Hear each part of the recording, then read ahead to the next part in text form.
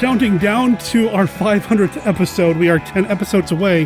500 minus 10. That makes this episode 490 of the podcast devoted to the classic and sometimes not so classic genre cinema of yesteryear. It's Monster Kid Radio. I am your writer, host, producer, Derek M. Cook. Welcome to the show. Now, the music that you're hearing right now comes from the band The Spiritones. They're based out of the UK. You can find them at thespiritones.bandcamp.com. Check out their album, Sun Worshipper. The first song on that album is Bustin', and that's what you're hearing right now. Now, of course, they gave us permission to play their music here on the show. This is from their debut album, and I'm really excited to play their music. I have some other information about them coming up later in this episode, and of course, you're going to hear Bustin' at the very end of this episode in its entirety. So again, thank you to the band, the Spiritones, for letting us play their music. I love this stuff. I love the current instrumental surf music scene with a touch of rockabilly and everything else. I just dig it, man. And I love the music that we play here almost as much as I love classic monster movies, and specifically talking about classic and let's face it, sometimes not so classic monster movies with my friends, fellow podcasters, fellow monster kids, fellow creators. In this case, we have Taylor Gentry. He's going to be on the show this week when we talk about a Bela Lugosi film that has had a couple of different titles over the years, but I think the title that most people know it as is My Son, the Vampire. He and I recorded this episode earlier this month. You're going to hear it later on in this episode. First, of course, we have Kenny's look at Famous Monsters of Filmland, and because I can't get enough kaiju and tokusatsu in my life, we've got Mark Matzke's Beta Capsule reviews, which I adore. I love what Kenny does, and I love the feedback. We have some listener feedback that we're going to go over later on in this episode as well. We're going to talk a little bit about the upcoming Saturday movie stream at the Monster Kid Movie Club, and we even have a press release from my friends at the H.P. Lovecraft Film Festival that I'm going to have the Monsters in the Machine read to you guys and gals. In fact, why don't we have them read it right now? The H.P. Lovecraft Film Festival is streaming all over the world. This October 1st to 4th is the 25th anniversary of the H.P. Lovecraft Film Festival, and this year the celebration of independent cosmic horror cinema will be served directly to your living room. Fans in the U.S. can get streaming passes, both through the festival's Kickstarter campaign and through the Hollywood Theater website. However, fans outside the U.S. can only get streaming passes through the Kickstarter campaign, which ends on September 25th. This year's virtual guests of honor are Barbara Crampton, star of Reanimator Reborn and From Beyond, and award-winning author Victor Laval of The Changeling. Festival programming features new independent feature and short films in the cosmic horror and weird tale tradition, plus live and interactive events, Q&As, presentations, and panel discussions that make this much more than just watching movies at home. Festival directors Brian and Gwen Callahan are looking forward to celebrating this milestone with their festival family, even if it's in virtual space, but in light of the pandemic, they firmly believe moving to a streaming format is the safest and best course of action. We knew we didn't want to cancel the festival outright. It's something we all look forward to every year, and maintaining some sense of normalcy is extra important, said Gwen Callahan. Things keep getting weirder and we're all isolated here in the US, so we think the right thing to do is to bring the right kind of weird directly into your home. The H.P. Lovecraft Film Festival stands with the Black Lives Matter movement. Lovecraft was a pulp author during the 1920s and 1930s, and is one of the most influential horror writers of the modern era. Like many American historical figures, he is problematic due to his racist personal beliefs. The festival believes in celebrating his substantial influence on art, music, film, and literature, while acknowledging but firmly rejecting his racist views. The H.P. Lovecraft Film Festival's mission has always been to encourage and showcase new voices that expand on the cosmic horror genre. Featuring over 60 films from 20 countries with filmmakers and panelists of diverse ethnicities, gender identities, and sexualities, an integral part of the festival's programming is highlighting the amazing breadth of modern cosmic horror. Streaming festival packages are available now through Kickstarter. I will make sure there's a link in the show notes so people can find it, but you can also just go look for it yourself by going to Kickstarter.com, look up HPLFFPDX. That's what they put their Kickstarter campaigns under, and that's how you're going to find a way for you to contribute to the 25th H.P. Lovecraft Film Festival and Cthulhu Con. As disappointed as I am that it's not going to happen physically, that I'm not going to spend 3 days running myself ragged at the Hollywood Theater and hanging out with my friends, some of which I only see at the Lovecraft Film Festival. I am really looking forward to this year's event because it's going to be virtual. You know what that means? It means that I could sit at home, watch the movies, and not have to worry about wearing pants. It's going to be a really good time. I'm looking forward to it. Again, I'll make sure there's a link in the show notes. The Kickstarter ends in just a couple of days. So if you want to get in on any of the cool rewards, or if you're an international Lovecraft enthusiast and want to be able to stream the movies to your location, this is the only way to do it. Otherwise, you'll go to the Hollywood Theater's website to buy your ticket and stream. But if you go to the Kickstarter, there are a number of really cool rewards, shirts, a copy of this year's Daily Lurker newspaper, which is much more than just a schedule of the events at the festival. It actually has stories, a lot of them written by people you may have heard here on the show, that have to do with Lovecraftian topics. There might be an obituary or two as well for some of the people that we've lost over the past year. And then, the schedule's there too, with a synopsis of all the films, all the short films, and an announcement about whatever panels and presentations they're going to be. Now, I will tell you, there aren't going to be nearly as many panels and presentations and author readings this year as there normally are. And that's just because we don't want to overwhelm the Hollywood Theater's servers, They're the ones running the stream, so, we have to kind of be careful there. But there will be some. The schedule's not been announced yet, though, but I'm sure it'll be mentioned on the Kickstarter page. Even after the campaign ends, they are really good about making sure everybody is in the loop and updated about what's going on through their Kickstarter. Of course, you can also just follow along at their website, which is hplfilmfestival.com. Again, I'll make sure there's a link in the show notes. If you do go support them through the Kickstarter, or if you check them out, let them know that you heard about them here on Monster Kid Radio. We are a huge supporter of them. They have supported us over the years, and we just want to make sure that they know that Monster Kid Radio loves the Lovecraft Film Festival. Okay, so we got through that. I got the Monsters in the Machine up and running. Let's keep them up and running, and we'll slide into listener feedback right after this.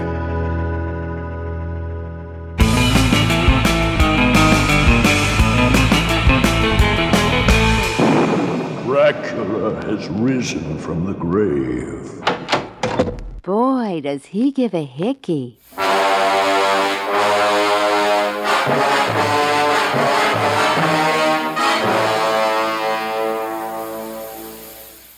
For years, I have searched for a unique way whereby a motion picture audience can actually decide the climax of a picture.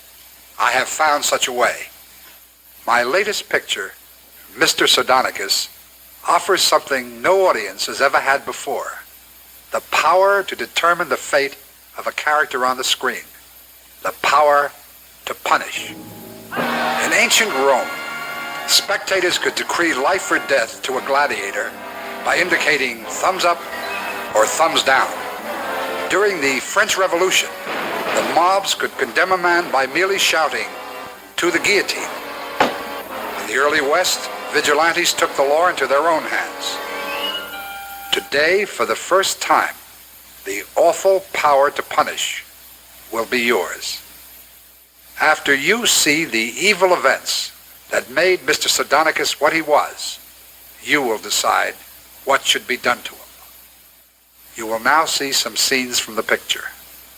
The face of Mr. Sardonicus will not be shown, because I realize that some people in this audience might be adversely affected by it.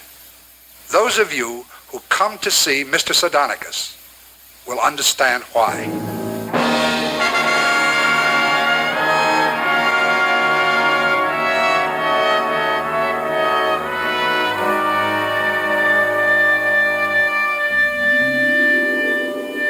Mr. Sardonicus. What makes his name strike terror? Sardonicus? Why were you frightened?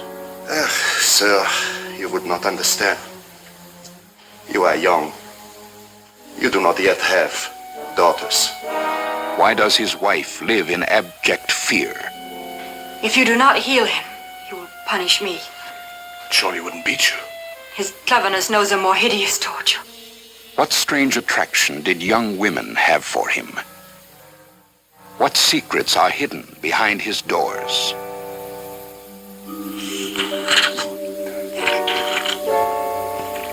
Mr. Sardonicus.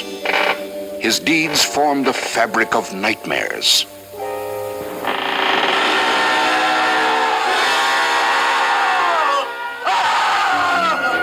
His face, the face of Sardonicus, can be described only in the eyes of its beholders.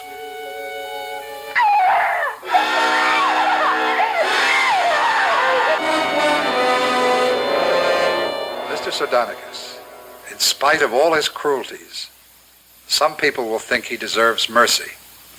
Others will feel that no punishment could be too severe. When you come to see Mr. Sardonicus, you will receive a ballad like this. At a certain point in the picture, you will vote thumbs up or thumbs down. His punishment will depend on the result of your vote.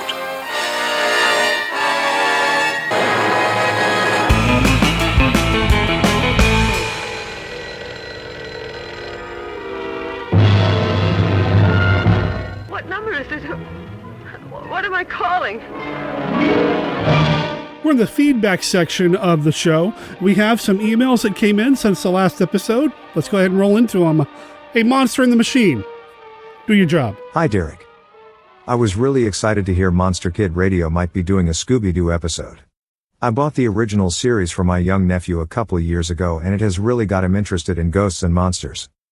When you were wondering about the best approach to covering the series, I thought of your Star Trek episode, number 282. Top 3 Star Trek Monsters. I think this kind of take would work well with the Scooby-Doo series. Best wishes. Nicholas, that's not a bad idea, just to kind of do an overview the way we did that Star Trek episode.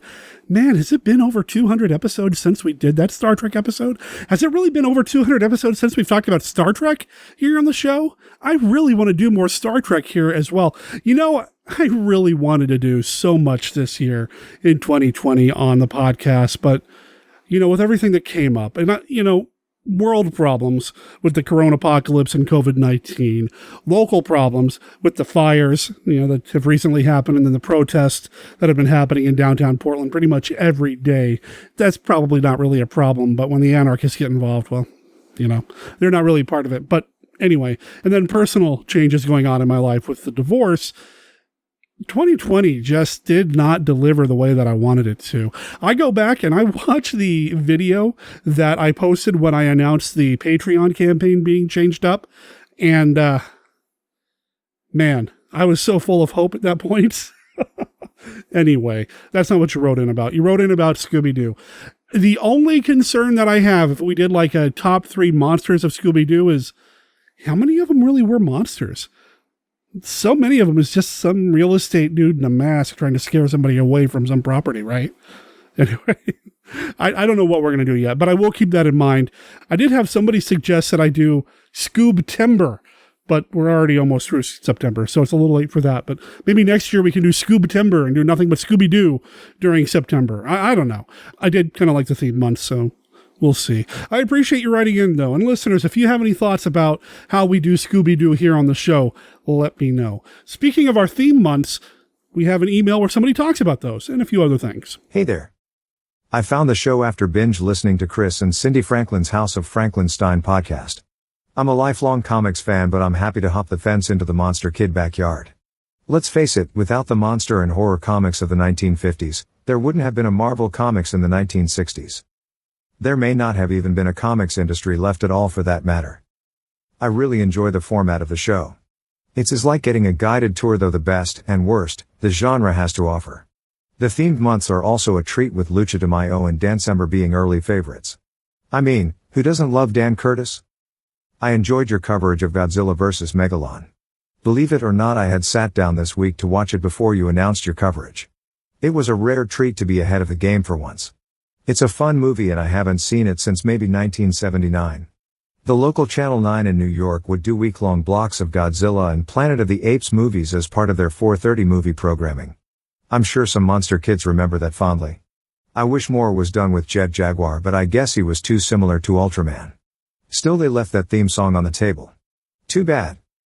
Keep up the great work, and I'll see you all on the Twitch stream. From Paul B. What I love is that when this email came in, the subject heading was Monster Kid Radio. Punch, punch, punch. That was awesome. So, the House of Frankenstein podcast, Chris and Cindy are awesome. I'm so glad that you decided to check us out after they gave us a shout out. I really appreciate it. Horror comics of the 50s, horror comics in general, have influenced so much of monster movies in general, you know. When you think about the Amicus films, the anthology horror films, without the comics, would we even have that? Would we have Amicus as it was then? I don't know. Anyway, as far as comic books go, I do have some things in the works for my Comicstalgia YouTube channel. I've really kind of slowed down on production on that because... Actually, it's probably more fair to say I've slowed down on post-production on that because I've got a handful of episodes for various things that I want to release, but they're not quite where I want them to be in terms of editing and pacing. I guess I just want things to be perfect. Now that I said that, I may have just set myself up for some expectations that you might have with the videos. I don't know. I may just kind of deal with what I have and put them out. We'll see. But stay tuned to the Comicstalgia YouTube channel for some comic book stuff, especially on the Marvel front, just because that's kind of how I came up through comics. I appreciate the comments and the compliments about the show. The theme months are so much fun to do. Lucha de Mayo is a blast. Dancember is coming up. Dancember is when we celebrate the cinema and television of Dan Curtis, and that's happening in December, which is in just a couple of months. Regarding Godzilla vs. Megalon, you know, that movie, I love it so much. I would have loved to seen a week-long series of Godzilla movies and Planet of the Apes films. I love the Planet of the Apes movies. You know, if you just discovered the show, they weren't all done one right after the other. Over the years, Scott Morris and I sat down and did the Planet of the Apes movies. And believe it or not, I'd never seen them before we started talking about them here on the show. Scott was a lifelong fan, and he was my guide through the Planet of the Apes universe. So much fun and such great cinema. You also mentioned the Twitch stream, and we'll talk about the Twitch stream later in the show. Again, thanks for writing in, man. Hi, Derek. I enjoyed the Megalon episode of MKR. My son and I have become serious kaiju fans in the past year or two. This is one of our favorite films as well. When I was visiting Ron Adams last month, he turned me on to Ultra Q, and we've watched that Blu-ray set recently. I'm curious to hear what will be on the short reviews of some of the episodes that are just plain weird. The one with the turtle and dream sequences with the strange little girl, that's some strange stuff. I'm curious if there's any info on why some episodes of Ultra Q did not feature the trio of lead actors. Looking forward to whatever you've got in store for upcoming shows. From Kevin S. This Kevin that sent this email in, this is the Kevin that helps out at Monster Bash. If you've ever been to Monster Bash, you've seen Kevin. He's wearing an orange shirt because he's one of the people that help out. He was on my Monster Bash coverage last year, and I am talking to him about getting him back on the show for some other things. He's also a great musician and he's a cool guy. And I'm glad that he enjoyed the episode. I'm not saying he's a cool guy because he enjoyed the episode. I'm just saying he was a cool guy. Anyway, I'm really glad that you've become kaiju fans. There is such a world of monster movies once you start looking at what Japan was throwing out into the world. I'm still discovering so much of it. In fact, I was just talking on the Tuesday sci-fi stream that we host that there is a series, a trilogy of yokai films that came out from Daiei Studios in the 60s. Daiei is the company that did Gamera. I've never seen any of them, and I would love to talk about them here on the show. And it's kind of relevant because there is now talk of another yokai film starting to go into the works or coming out here in the near future, a more modern film. So, you know, yokai. We should get into some yokai. Can we have a Yokai Kid Radio episode maybe? That might be kind of fun. Ultra Q is so cool. Listeners, if you haven't seen Ultra Q, one, you're not paying attention to Mark Matzke's Beta Capsule reviews, because if you're listening to those and don't feel inspired to check out Ultra Q, I don't know what you're listening to. But beyond that, Ultra Q is just cool. It's like Twilight Zone, X-Files, but through a tokusatsu of the 60s lens. It's so awesome. I don't know why, though. Some of the episodes are kind of standalones, whereas others feature this team, or this returning cast. I'm not really sure what the decision was there. As much as I love Ultra Q and Ultraman and all that, I'm still learning about the hows and the whys, what the decisions were going into a lot of the production here. I don't know them as well as I know the Universals, the Hammers, and all the others. And I think part of it is because I'm a latecomer to this particular style of cinema and television.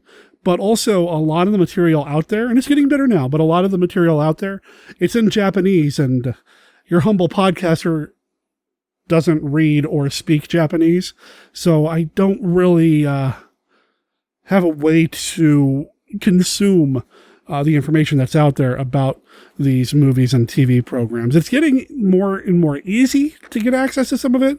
Some of the work that's done by people like August Ragone, or is it August Ragone? I can never keep it straight, but some of the work of people like that, or Kyle over the Kaiju Cast when that was up and running, tons of information out there. But I really need to learn Japanese so that I could, understand Godzilla movies better, because that's what I should be doing with my time. Kevin, thanks for writing in, man. Hey, Derek. I just wanted to shoot you some quick feedback on the May show. Having not seen it, I took your advice and stopped listening to it prior to your reveal of the ending. I found it on YouTube and watched with untainted eyes. You and Jonathan are correct. This is an eerie, atmospheric movie. Very weird fiction vibe, as you both commented. It reminds me of an extended thriller episode. Menzies does a good job of setting the main relationships in Act 1. We feel we know Gerald and Kitty. We feel their excitement about getting married.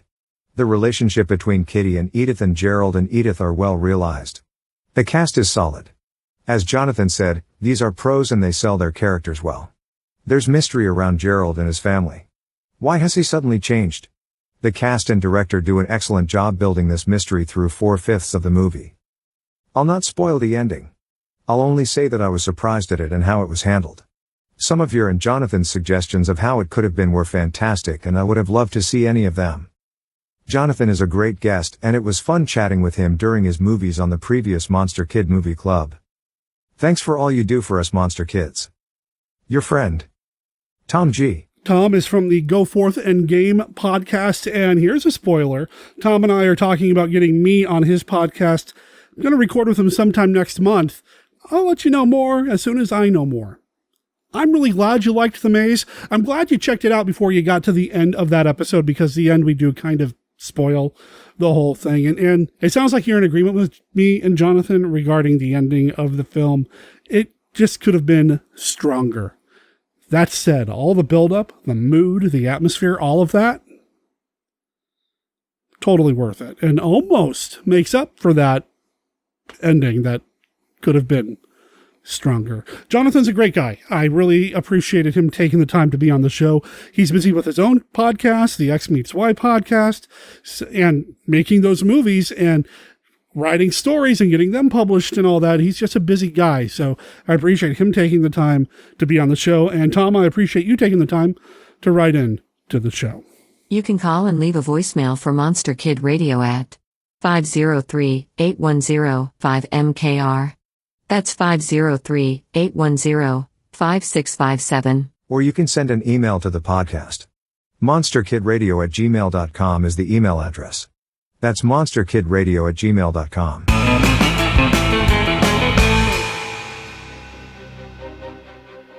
I am Dr. Lee Cushing. Welcome to my Chamber of Horrors. Dr. Cushing's Chamber of Horrors is a monster rally novel in the tradition of the classic Universal and Hammer horror film.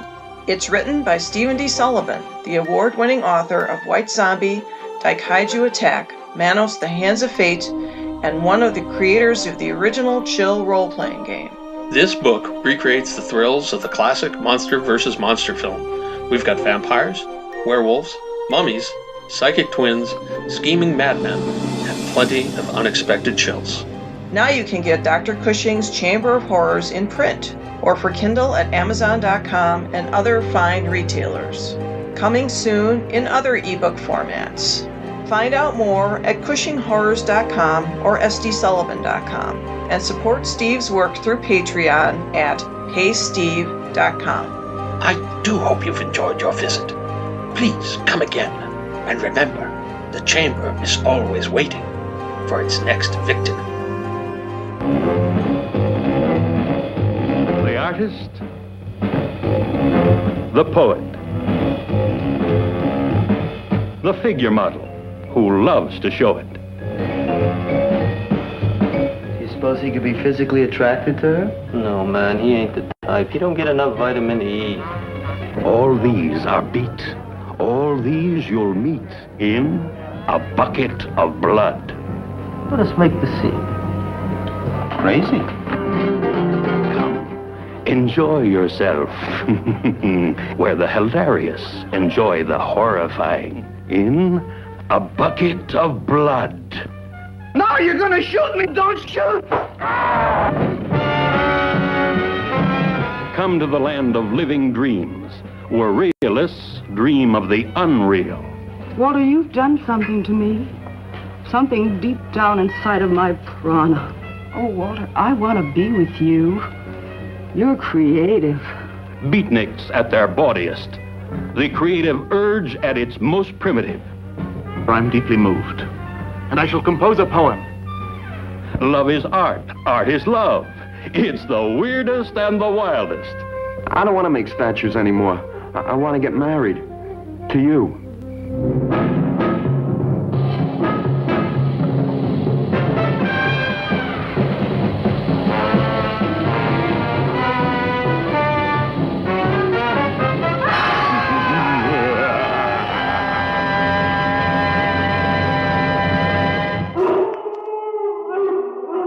See the top double thrill, double chill motion picture program of the year. Curse of the Werewolf, in color. The harrowing story of the legendary half-man, half-wolf. His evil beast blood demanded he kill, kill, kill. Plus, The Shadow of the Cat, a shocking adventure into murder and psychotic fear. 2 terrifying hits together. Don't miss them.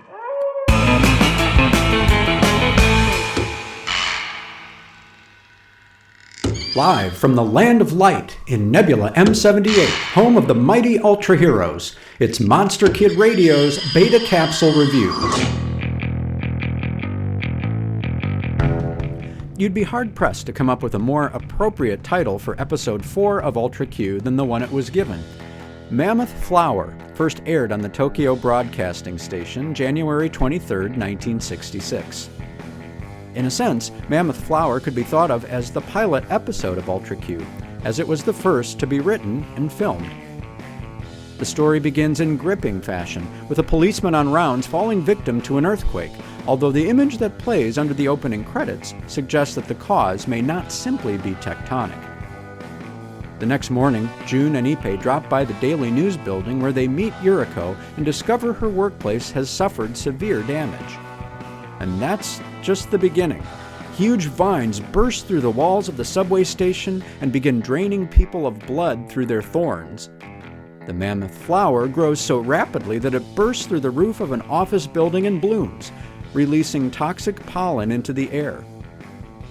Dr. Ichinotani's colleague, Dr. Genda, has serious misgivings about destroying the pernicious plant.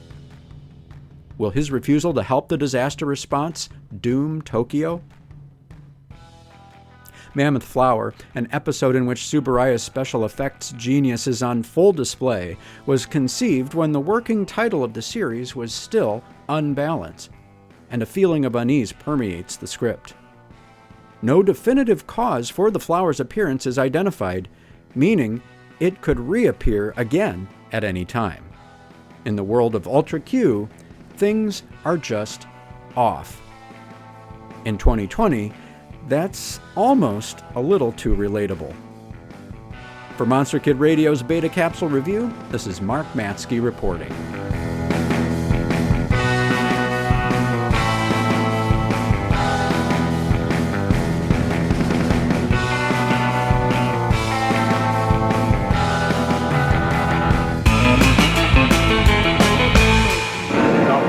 Monster, a menacing giant, an awesome machine, unleashed with a deadly task. Godzilla, the only hope for Earth's survival. Godzilla versus the Bionic Monster. Godzilla strives to win supremacy in a fight to the end. Will Godzilla triumph? The Earth survive? Godzilla versus the Bionic Monster, an earth-shaking movie, rated G. This is Vincent Price. I've been involved in many blood-chilling films like The House of Wax and The Fly. But never have I played in a more terrifying shocker than my new picture, The House on Haunted Hill. It's a story guaranteed to make you shudder with fright. See The House on Haunted Hill, if you dare. Discover Planet of the Apes. A civilization where humans run wild in the jungles, and the superior beings are apes. Tribunal has placed you in my custody for final disposition. Do you realize what that means? No. Emasculation to begin with. Then experimental surgery on the speech centers, on the brain. And a kind of living death.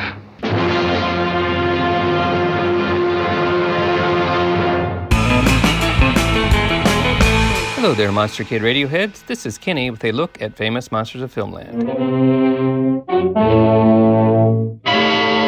Today's movie was featured in Famous Monsters 41 from November of 1966 with a 2-page, 6-photo article. It's short, so let's take a look at what it says. Spoiler alert, Bela Lugosi in Vampire over London. See Bela Lugosi as My Son the Vampire. Be there and beware when Mother Riley meets the vampire. Every Lugosi fan has heard of these films and wanted to see them. Actually, they are all the same picture, just different titles. Lucky British fans of Bela got to see his Mother Riley Meets the Vampire way back in 1951. Vampire over London was the name by which the pic was going to be released in the USA in 1953, but somehow it never came to pass. Finally, 10 years later, in 1963, it did have a limited showing in America under the title of My Son the Vampire. Here at last is the story. A mysterious dark figure arrives in England. This sinister visitor is known as the Vampire. This transplanted Transylvanian is none other than Bela Lugosi. He has come to complete experiments in a mad bid to outdo Fu Manchu, Roxor, Dr. No, and all the other baddies who seek to gain control of the world. To achieve his unholy ambition, the vampire needs the help of a radar-controlled invention. It is a robot in half-human form. It is secretly shipped to him from an unknown port. But by mistake, the metal servant is delivered to a kooky old woman known as Mother Riley. Through remote control, the would-be ruler of the world contacts his metal man and learns where it is. He orders it to move itself to his house and to kidnap Mother Riley while it's at it. Fearing she may know too much, the vampire keeps Mother Riley captive. But the nutty Mrs. Riley doesn't know enough. She turns amateur detective in order to find out the hidden secrets of the vampire. When Lugosi leaves for the dockyards to visit a ship bearing a valuable chart he wants, Mother Riley bursts into a whirlwind of action in an all-out effort to wreck the vampire's plans. Through methods both unusual and hilarious, the old lady ruins the plot of the vampire and puts an end to his sinister threat of worldwide conquest. Lugosi defeated by an old woman? Most fantastic film we ever heard of. That is all for this week's look at Famous Monsters of Filmland. We will have more next week. For MKR, this is Kenny saying adios.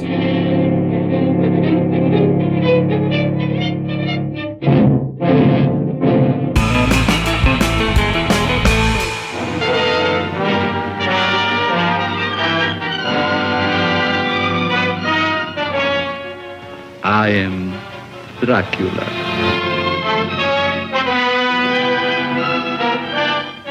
A moment ago, I stumbled upon a most amazing phenomenon. Something so incredible, I mistrust my own judgment. Look. Dracula. The very mention of the name brings to mind things so evil, so fantastic, so degrading. You wonder if it isn't all a dream, a nightmare. Rats. Thousands. Millions of them. But no, this is no dream. This is Dracula, the original terrifying story of a maniac and a man who lived after death, lived on human blood, took the form of a vampire bat, and lured innocent girls to a fate truly worse than death. Dracula? Oh, what's he done to you, dearie? Tell me. He came to me. He opened his vein in his arm, and he made me drink.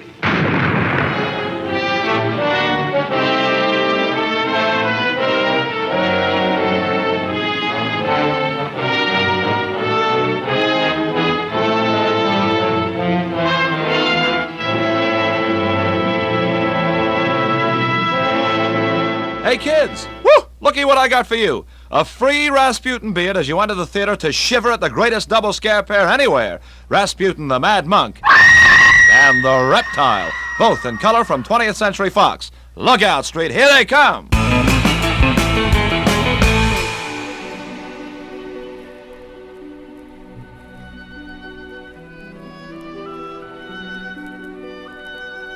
I am Dracula, and I bid you welcome to the podcast devoted to the classic, and sometimes not so classic, genre cinema of yesteryear.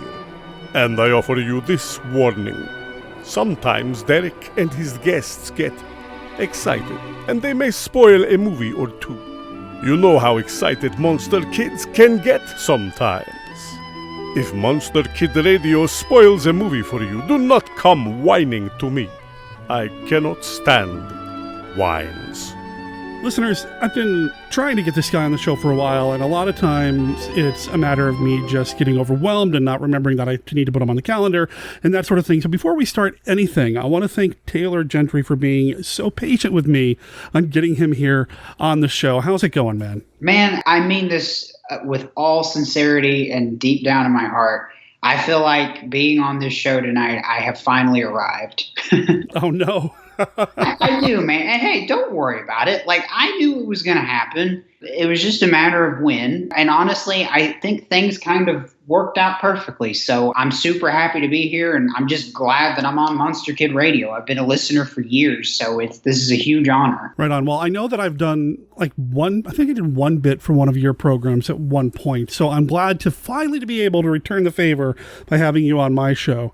We'll talk about something a little bit more meaty than Manos, the Hands of Fate, like I did when I was on your show briefly. But I do love that movie, unironically. So. Yeah, me too. Well, there is a Manos projects in the works that'll probably see the light of day next year. So listeners, stay tuned for that. Awesome. Longtime listeners might know what I'm talking about, but yeah, anyway, that's a whole different thing. You, Taylor, what are you up to, man? What are things looking like for you these days with Count Drahoon and everything else? My show is called Count Drahoon's Feature of Fright. It's a podcast. It's a radio theater kind of podcast. So we usually do the show twice a month. It's a story told through actors and sound effects, and they're mostly horror stories, although we do a lot of horror comedy. We like to keep things kind of lighthearted and goofy, but sometimes we do like darker, straight horror stuff. We've pre-recorded them in the past, but we've also been doing them live over the past year and a half or so. We were seeing amazing crowds in the beginning of this year, and unfortunately, the pandemic happened, and that kind of put the nail in the coffin, so to speak, on that, at least for a while, because, vampires always rise from the dead. We all know this. And so I was just kind of working on ways to keep creating and to stay in the public eye, as it were. And I kept doing Monday night readings, which, every Monday night on my Facebook page, I read a classic horror story. Right now, we're actually in the middle of Dracula, believe it or not. And then I just decided the best thing to do was just to keep doing the radio theater aspect, but just sort of pre-record it. So what we've done is we have filmed our radio plays, and of course we do it on set, and the set varies. Like, we've shot in the den of somebody's house. We went all the way down to South Pittsburgh a couple of weekends ago to film in a Victorian house that was built in the 1880s. It was actually the first house built in South Pittsburgh, Tennessee, it's pretty cool. And we basically just sort of space out the microphones, and we perform whatever story that we've got on our scripts. We perform it right there. So you have the actors reading the lines, and then I add the sound effects in post. I say all that to say, kind of on a whim, I submitted the filmed stuff that we've been doing to Lloyd Kaufman and Troma Entertainment, because they actually have a live streaming service called Troma Now. And I sent them the first episode, and I'll be honest, I kind of wasn't expecting much, because Troma, you know, in case you're not familiar with Troma, they do some pretty edgy stuff. If you've ever seen Toxic Avenger or Poultrygeist or any of their cult classics. And my stuff is kind of wholesome. Like, I think it's safe to say that you could let your 5-year-old listen to an episode of Count Drahoon's Feature of Fright and it not really be that big of a deal. But they watched it, they liked it, and they decided to feature our new cycle of shows on Troma Now. So I'm super excited about it. It's kind of a dream come true in a way. That's very cool. We had Lloyd Kaufman on as a guest last year because I also the Count interviews guests who have some sort of horror-related project. Like you mentioned, Derek, you were on the show. The Count interviewed you a couple years ago. Mm-hmm. And then we actually interviewed Lloyd Kaufman, and we just this past April, we interviewed Joe Bob Briggs. A little connection there, Mr. Silver Bolo winner. Well, I wasn't going to say that, but I'm also not going to say that I'm sitting here fingering it or anything. I'm just, just... But that was so cool. Like, I watched that, and I'm just like, holy crap, Derek won! I had and I've relayed this on my YouTube channel that I had no idea, man. I was just sitting there minding my own business, and my phone starts blowing up. I'm like, what's going on? I don't understand. What are you congratulating me for? Yeah, I was like, dude, I don't know what's going on. But yeah, that was pretty amazing.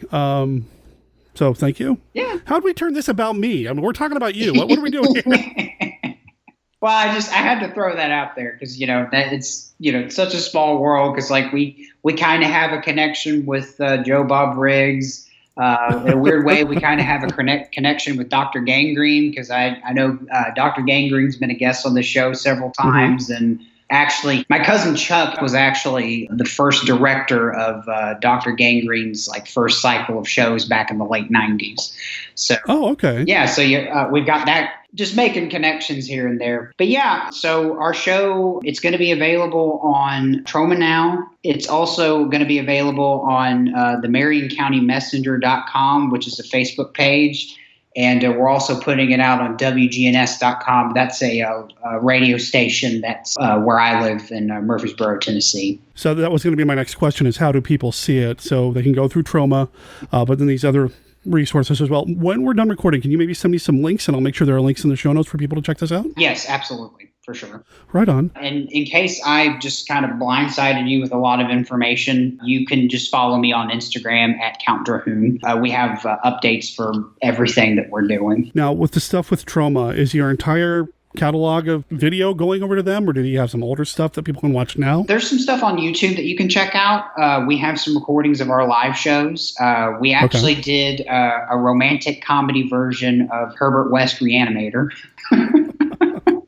Really? Yes. Okay. It's fitting because we're actually recording this on Lovecraft's birthday. Oh, so awesome. Okay. Yeah, cool. Yeah. Tell me about this romantic comedy Reanimator. Okay, so I'm a huge Lovecraft fan. I also happen to be a fan of the Stuart Gordon film version as well. But I remember reading Herbert West Reanimator, and I thoroughly enjoyed the story.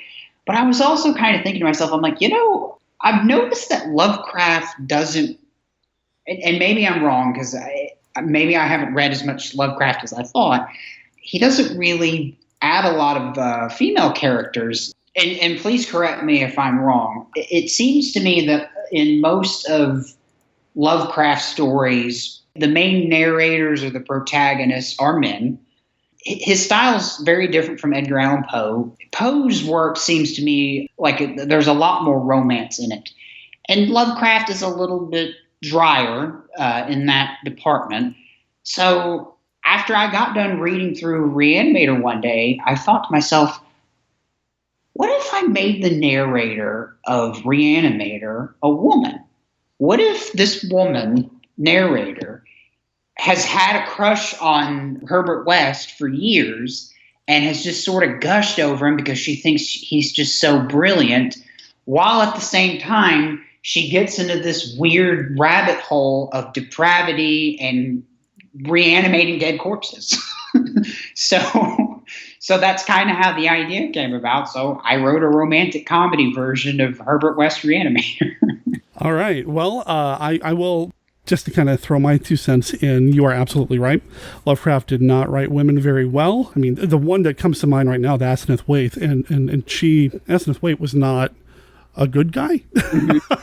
So yeah, Lovecraft didn't really do the female thing very well. And yeah, any kind of romantic or romance or anything like that, not there at all.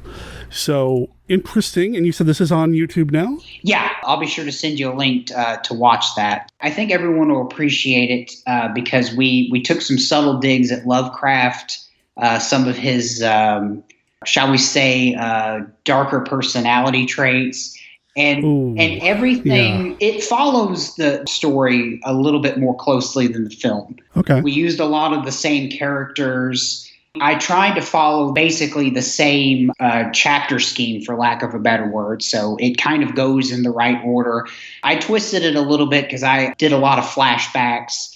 You know, obviously I kind of had to change it around because the narrator and Herbert are more or less a couple. So, well, I'm eager to check that out. Thank you. That sounds fascinating. I love taking different approaches to the Lovecraft material, and this one sounds like one of the more unique ones. So yeah, I'm looking forward to checking that one out. So please send me a link. And like I said, listeners, check the links in the show notes. We'll make sure everything's there for you to check out as well. I'm super thrilled. Like I said, congratulations on the deal with Troma. I think that's fantastic. It'll be nice to kind of see the sensibility that you bring to your love of these things to the Troma audience, since Troma, like you said, isn't necessarily geared toward family entertainment. Right. To put it bluntly. It's just what they do.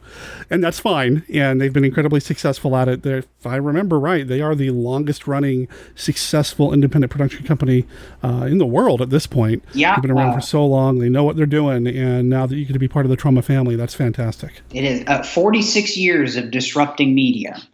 I looked that up earlier. Oh, okay. That's awesome. Well, once again, congratulations on that. And with everything else, what's coming up next for you? Do you have anything in the works you can talk about or want to talk about? Yeah, I'll tell you what. I didn't want to do this, for lack of a better word, this reboot. I don't know if you can really call it a reboot, but I think you kind of know what I mean. It's just, I guess we're kind of taking the show in a little bit of a different direction in terms of how we're set up. Although we will still be doing the audio out on our audio feed. But I'll give you a quick rundown of the first 3 episodes that we're doing for Count Drahoon's Feature Fright. Okay. Episode 1 is actually going to be an homage to 70s horror and sci-fi. I've got a spoof of Blackula.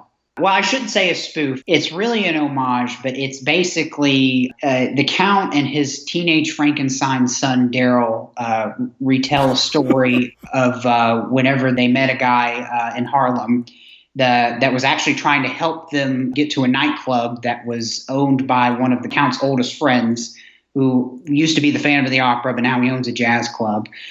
And he accidentally gets hit by a car. And in order to save him, the Count kind of reluctantly turns him into a vampire. And the power of being a vampire kind of goes to his head. So Drahoon and Daryl basically just spend the rest of the story trying to chase him down and try to make him come to his senses. There's a lot of nods to Blackula. There's also some nods to White Zombie. Oh. If you're a fan of Son of Dracula and White Zombie, I named one of the characters Zimba Legendre. So right off the bat, you'll be able to get that. Nice. And then in the second story, we did a really horrible spoof of Logan's Run, where the Count and Daryl are stuck in the future. But instead of the whole thing about you having to be thrown in the carousel once you're 30 and then you get killed, the future is nothing but an endless cycle of reboots and remakes. So Carousel determines which franchises are going to get remade and which ones are going to be lost to time. It's a little bit of a satire on the reboot remake culture that we have. So I did that. And then episodes 2 and 3, we are actually doing our rendition of House on Haunted Hill. Oh, wow. Okay. I found out that the original screenplay is in the public domain. So we decided that we wanted to do it, but we wanted to put a little bit of a different spin on it. We tweaked just a little bit of it because, it's radio and, the last 20 minutes of House on Haunted Hill, there's a lot of visual cues. So there's just no way we could have kept it completely intact without it making sense in the medium that we do. But every actor, with the exception of the actor that plays Frederick Lauren, is going to apply their own best celebrity impersonation to the character that they're playing. Okay. And in sort of gimmicky William Castle style, we're sort of having a contest where if you can guess all of the celebrity impressions correctly, we'll send you a free merch package. Right on. That's coming down the pike, and that's why we went down to South Pittsburgh in Tennessee.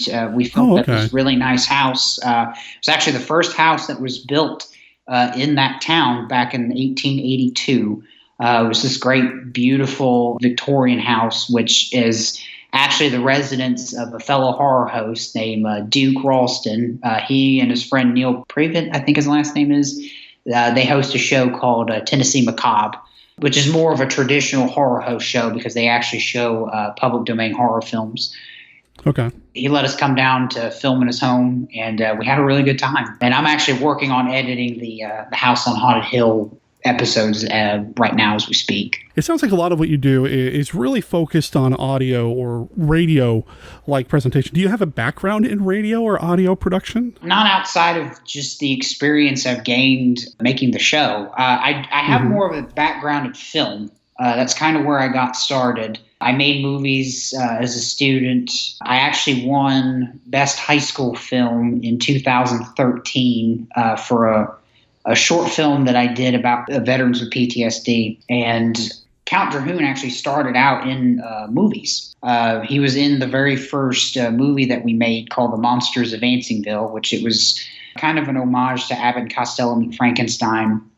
And then just from there, the character, I wanted to do much more with him, but I couldn't quite do it with film just because I didn't have the budget. And I recognize the irony in that statement because now I'm basically working for Troma. So some of the stuff have no budget. So I don't know why that stopped me. But I decided I kind of wanted to get into the podcasting game because to me it had the potential to do basically resurrect the radio genre or the radio medium that we had back in the 30s and 40s. When I was a kid, I had cassettes and CDs of The Shadow and The Green Hornet and a couple of episodes of the Mercury Theater with Orson Welles and Agnes Moorehead. Oh, nice.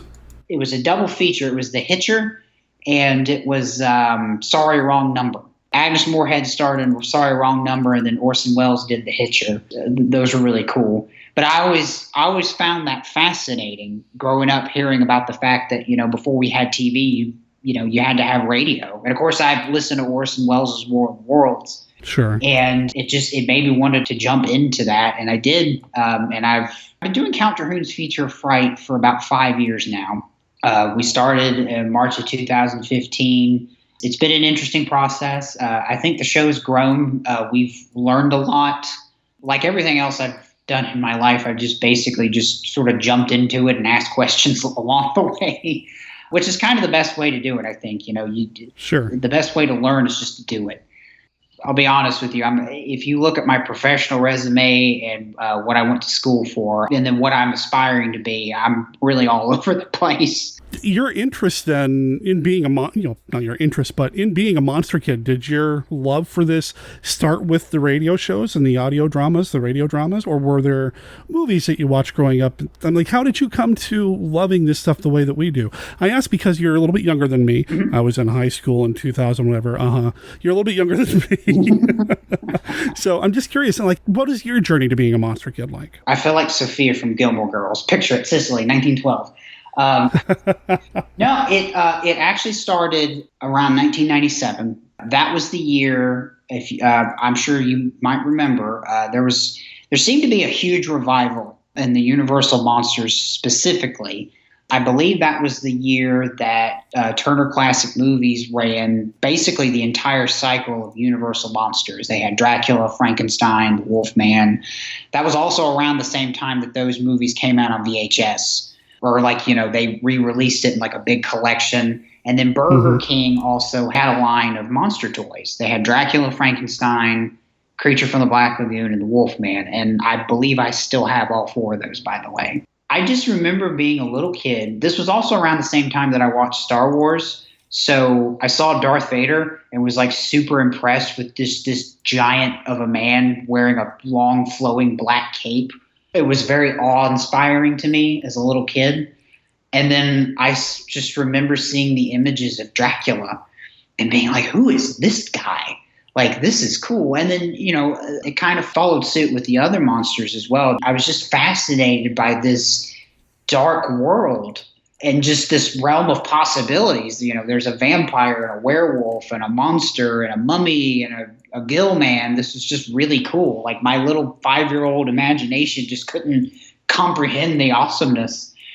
And just over the years, specifically Halloween, I just remember I would be exposed to these movies a little by little. So for my 5th or 6th birthday, I got Godzilla on VHS, Godzilla vs. Mechagodzilla. That was the first Godzilla movie I ever watched, and it was awesome. So it started from there, and then I worked my way into the Hammer films. I remember watching Christopher Lee's Dracula, thinking he was like the coolest human being ever, besides Peter Cushing, of course, who's, we all know he's like the coolest person ever. I also remember thinking to myself, I'm like, hey, so Van Helsing is also the guy from Star Wars? Well, that's cool. So then I went from there, and I remember being maybe 6 or 7 watching The Wolfman for the first time, loving that movie. And then I remember I was watching it with my dad, and the scene came where it was Bella, the fortune teller, basically taking Jenny Williams back and reading her palm. And my dad looked at the screen. He's like, oh, my God, that's Bela Lugosi. I forgot he was in this movie. And I said, who's that? He said, well, that's Dracula. And I remember looking at him. I'm like, that's not Dracula, that guy with the mustache and the basically like the Polish tunic. Like, you got to be kidding me. But then not too long after that, my mom got me the 1931 film version of Dracula on VHS. I try to stay away from hyperbole. I don't like to be too dramatic outside of, my profession, as it were. But that seriously changed my life. I watched that movie. I probably watched that movie 1,000,000 times just that week alone, to the point to where I was literally letting kids in my 2nd grade class borrow the movie. I made my 2nd grade teacher watch the movie until there was like a consensus that everybody was exposed to Dracula and we all agreed that he was the greatest thing ever. Wow. Yeah. And I'm still really close to my 2nd grade teacher. So she tells me all the time, she's like, that was the year where, although I really loved having you in my class, I was also simultaneously terrified that I was going to get fired. Oh, no. So if you're listening, Yancey, I love you. Thank you for everything. And of course, my taste evolved from there. I watched Dracula. I watched Frankenstein and all of the other Frankenstein films, The Invisible Man. And as I got older, I would watch these movies again and again and again. It also helped me get into other forms of horror. I got into Giallo films. I tried watching other Hammer films that weren't just Dracula films. I've gotten into 50s sci-fi a little bit later, but now I get on 50s sci-fi kicks now, and those are really cool. So that's kind of how it all started. And also around the time that I was getting into monster movies, I think that was also the time that Roger Corman was hosting AMC Monster Fest, which that was also really cool too. And that exposed me to a lot of really great films that I still watch every year. Yeah, interesting. Thank you for sharing that, man. Just to show you how much of a Lugosi nerd I am, I'm kind of mad at my dad because my dad's in the military, so he travels to Europe a lot. Uh-huh. He was in Hungary about a year ago. And in the capital city of Budapest, there's a place called Hero Park. And in this place, there is a giant statue of Bela Lugosi as Dracula. Oh, wow. And there's also a statue of Vlad the Impaler. It's all within the same square. That's on the bucket list, is to go to Hero Park. Awesome. And I'm glad you've brought up Lugosi a couple of times because that's what we're going to be talking about today, a Lugosi film. Before we get to that, though, I feel like I don't quite know you well enough yet, Taylor. I think we have to do one more thing so that I can get to know you just a little bit more. Okay. We got to play around to the Classic Five. The Classic Five! I am simultaneously super excited and super terrified. All right. Well, remember, there are no wrong answers. Listeners, for those of you who are just now joining us, the Classic Five is a game that we play here on the show and on the weekend streams when we do movie watch parties online. I've got a literal deck of cards here, and each one of these cards has a this or that, which movie do you prefer style question. We're going to draw 5 cards. We're going to ask Taylor for his answers. What do you think? You ready to play? I'm ready. Let's do it. All right. Card number 1 right off the top. Who do you prefer, William Castle or Burt I. Gordon? I'm going to have to say William Castle. Yeah? He directly inspired me to do a lot of what I like to call the gimmicks. Okay. But on top of that, like his specifically House on Haunted Hill and The Tingler, I would say those would probably be my top 10 favorite horror movies. Easily, even though I know that some would argue The Tingler may be a little bit more of an unintentional comedy, but I still love it. I'm a huge fan, and even of his movies that he didn't do with Vincent Price. I love Sardonicus, which I actually, in the Count Terhune show, I modeled a character after Sardonicus. And 13 Ghosts is great too. All right. Well, like I said, no wrong answers, and I love me some good William Castle myself. So, all right. Card number 2. Who's your favorite actor to have ever played the Phantom of the Opera? Okay. So this one's kind of hard. I'm going to say by default Lon Chaney Sr., but to me, Herbert Lom is a very, very close second. I really enjoy the Hammer version, but I feel like I have to say Lon Chaney, though, because the work that he put into the makeup and the performance, because that stuff hurt. And it took a long time to apply it. And while he's acting in that makeup that was very arduously painful, he gave one of the finest performances of the silent era and, possibly of all time. It's just a great movie, a great accomplishment.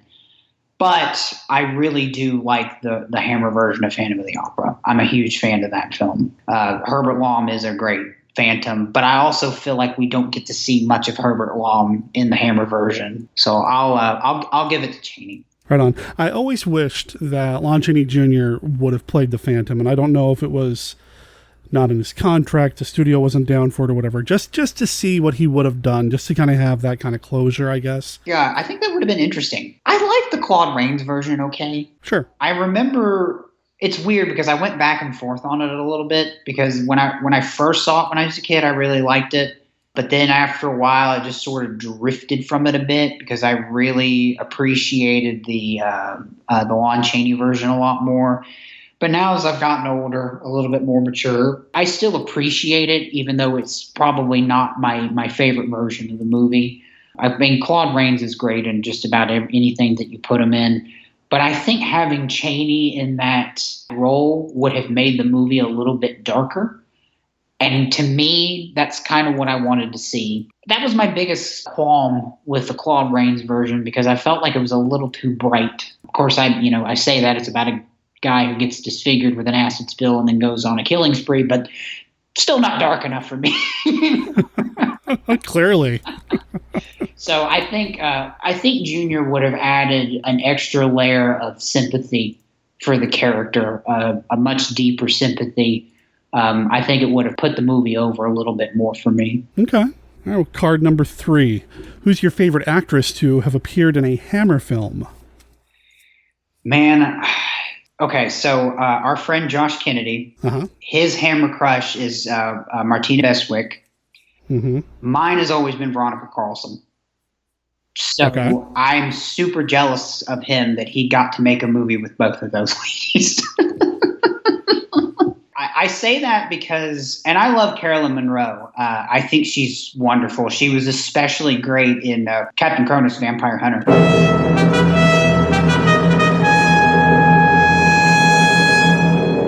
But to me, Dracula Has Risen from the Grave. It might be my favorite Hammer Dracula film. And I really loved her in that, because she was I remember having a huge crush on her when I was a little kid, thinking she was so pretty. And her acting was great. She did a tremendous job in that film. She did a really great job in the Frankenstein film that she was in. I think it was Frankenstein Must Be Destroyed, if memory serves me correctly.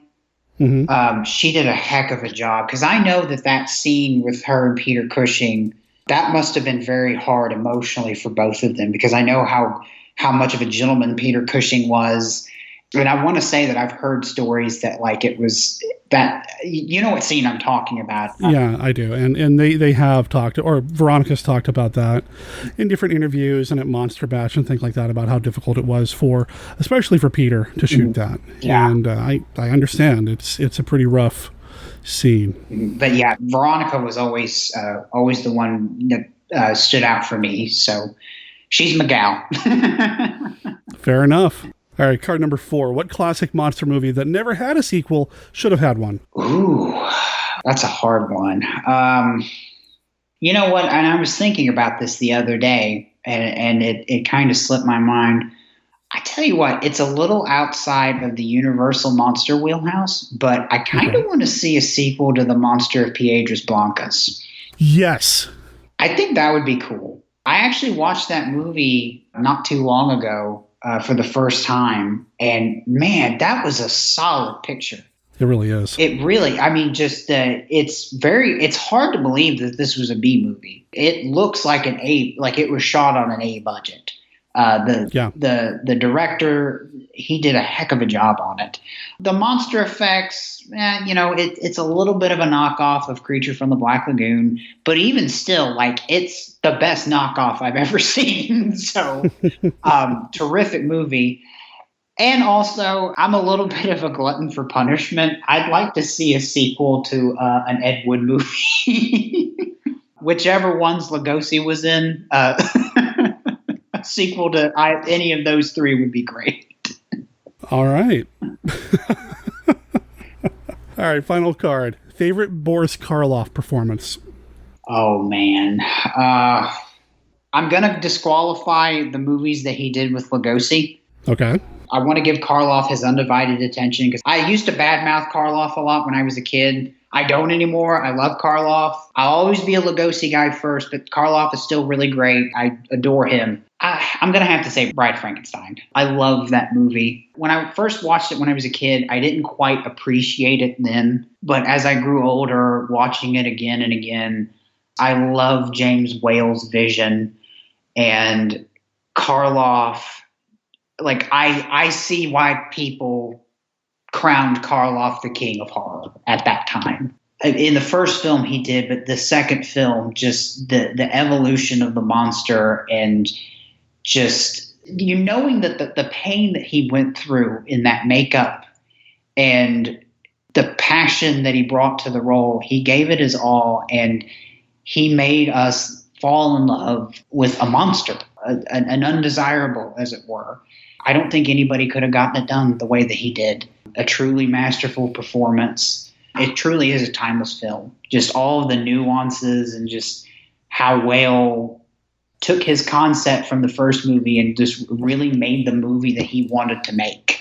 They basically just turned him loose and let him make whatever he wanted, and he did. And he made this beautiful film. But I'd say, so I'd have to say Bride of Frankenstein.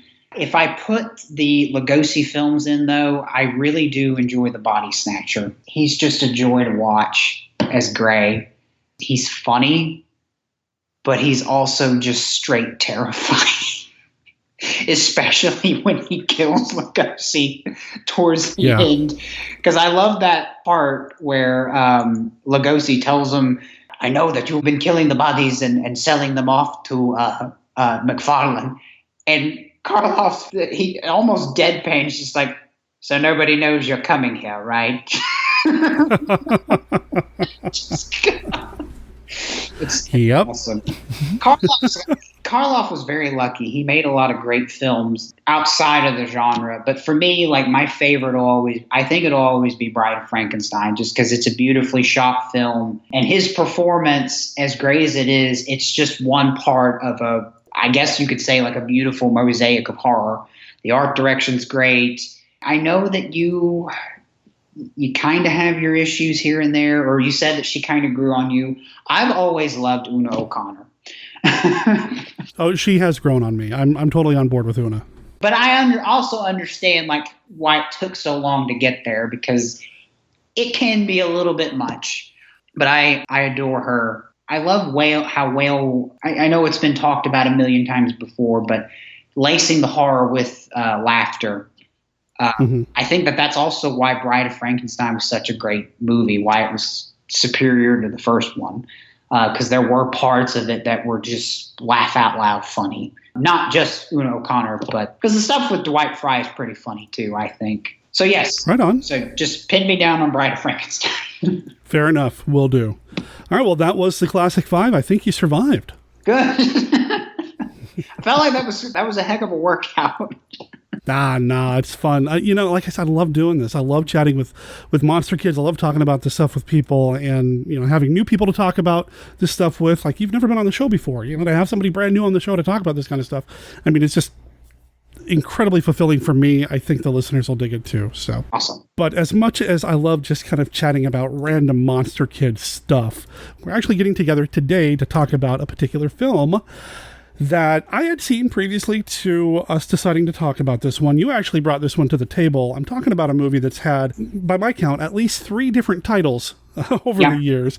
2 different release dates, because it was released in the UK or in England in 1952, but then here in the States in 1963. The movie is known as Mother Riley Meets the Vampire, Vampire Over London, or, if you want to get a theme song stuck in your head, My Son, the Vampire. And that's a theme song, though. It's one of those things. I knew it when I put it in this afternoon, because I watched it right before we started recording to refresh my memory. I knew that song was coming, but even then, man, it just hit me, and it's like I know, and the song's gonna be in my head for days now. That song has probably been stuck in my head for like 15 years. Because I watched it. I got the movie. I was prepping for a field trip up in New York, and I knew that I needed movies to watch on the way up there, and it happened to be on sale. It was a double feature of that and Bucket of Blood, and I bought it. And man, I'd heard about this movie, but I never actually watched it. But I watched it, and I loved it when I was in middle school. I enjoy British humor. So it was, in a weird way, it was like a Monty Python-esque version of Abbott and Costello Meet Frankenstein. If we're going to be crude, the movie is basically a knockoff of Abbott and Costello Meet Frankenstein. But I don't care. To me, it's one of Lugosi's funnest movies. I don't know how it would rank in terms of one of his best movies, but it's still a lot of fun to watch, even after all this time. When I first saw this, I didn't really know what I was in for. Mm-hmm. I'm glad I watched it. I mean, don't get me wrong. And I enjoyed it okay. It wasn't one that I was like, okay, that's my favorite Lugosi film. Mm-hmm. But having watched it again this afternoon, I remembered some of the things that I really liked about this movie. And the biggest thing for me is that it really showed that despite what some of the popular culture might have you believe, or even see portrayed in the movie Ed Wood, Lugosi could do comedy. Mm-hmm. Lugosi could hold his own against a comic. There are a couple of scenes in this film where he is holding his own against Mother Riley, doing what he needs to do to get a laugh, but still portray a sense of dread. He knew what he was doing. He was a good actor, and he doesn't get enough credit. Absolutely. And on top of that, like, that movie was proof that he could actually, even at an older age, he could still carry a film and carry it well. Mm-hmm. The comedy aspects aside, which I feel like I agree with you 100%. He does a great job with the comedy. Like, he's Lugosi doing his thing, and it's wonderful to watch. And even though maybe this isn't the greatest script that he's ever worked with, and maybe it's not on par with the classics that he made in the 30s, or even, Abbott and Costello Meet Frankenstein, he is still giving a heck of a performance. It's fascinating to watch. And you're thankful that it's him in it, because maybe it wouldn't have turned out as wonderful as it did without him in it. And of course, you can say that about a lot of the movies that he was in, but I think you said it in an episode I think you said it many times, but there's really no such thing as a bad Lugosi film.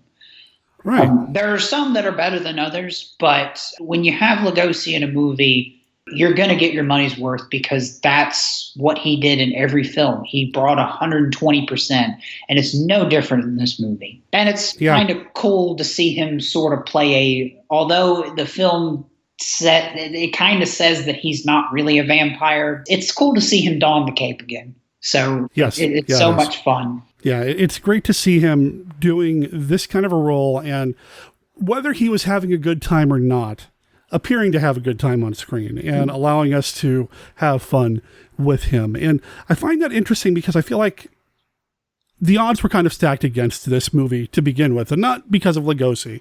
Lugosi kind of had to take this movie, and we can talk a little bit about that, but this is the last of a long-running series of films, the Mother Riley films. This is the very final one. The films had kind of run their course. The man who played Mother Riley, he's played by a man, or she's played by a man, Arthur Lucan.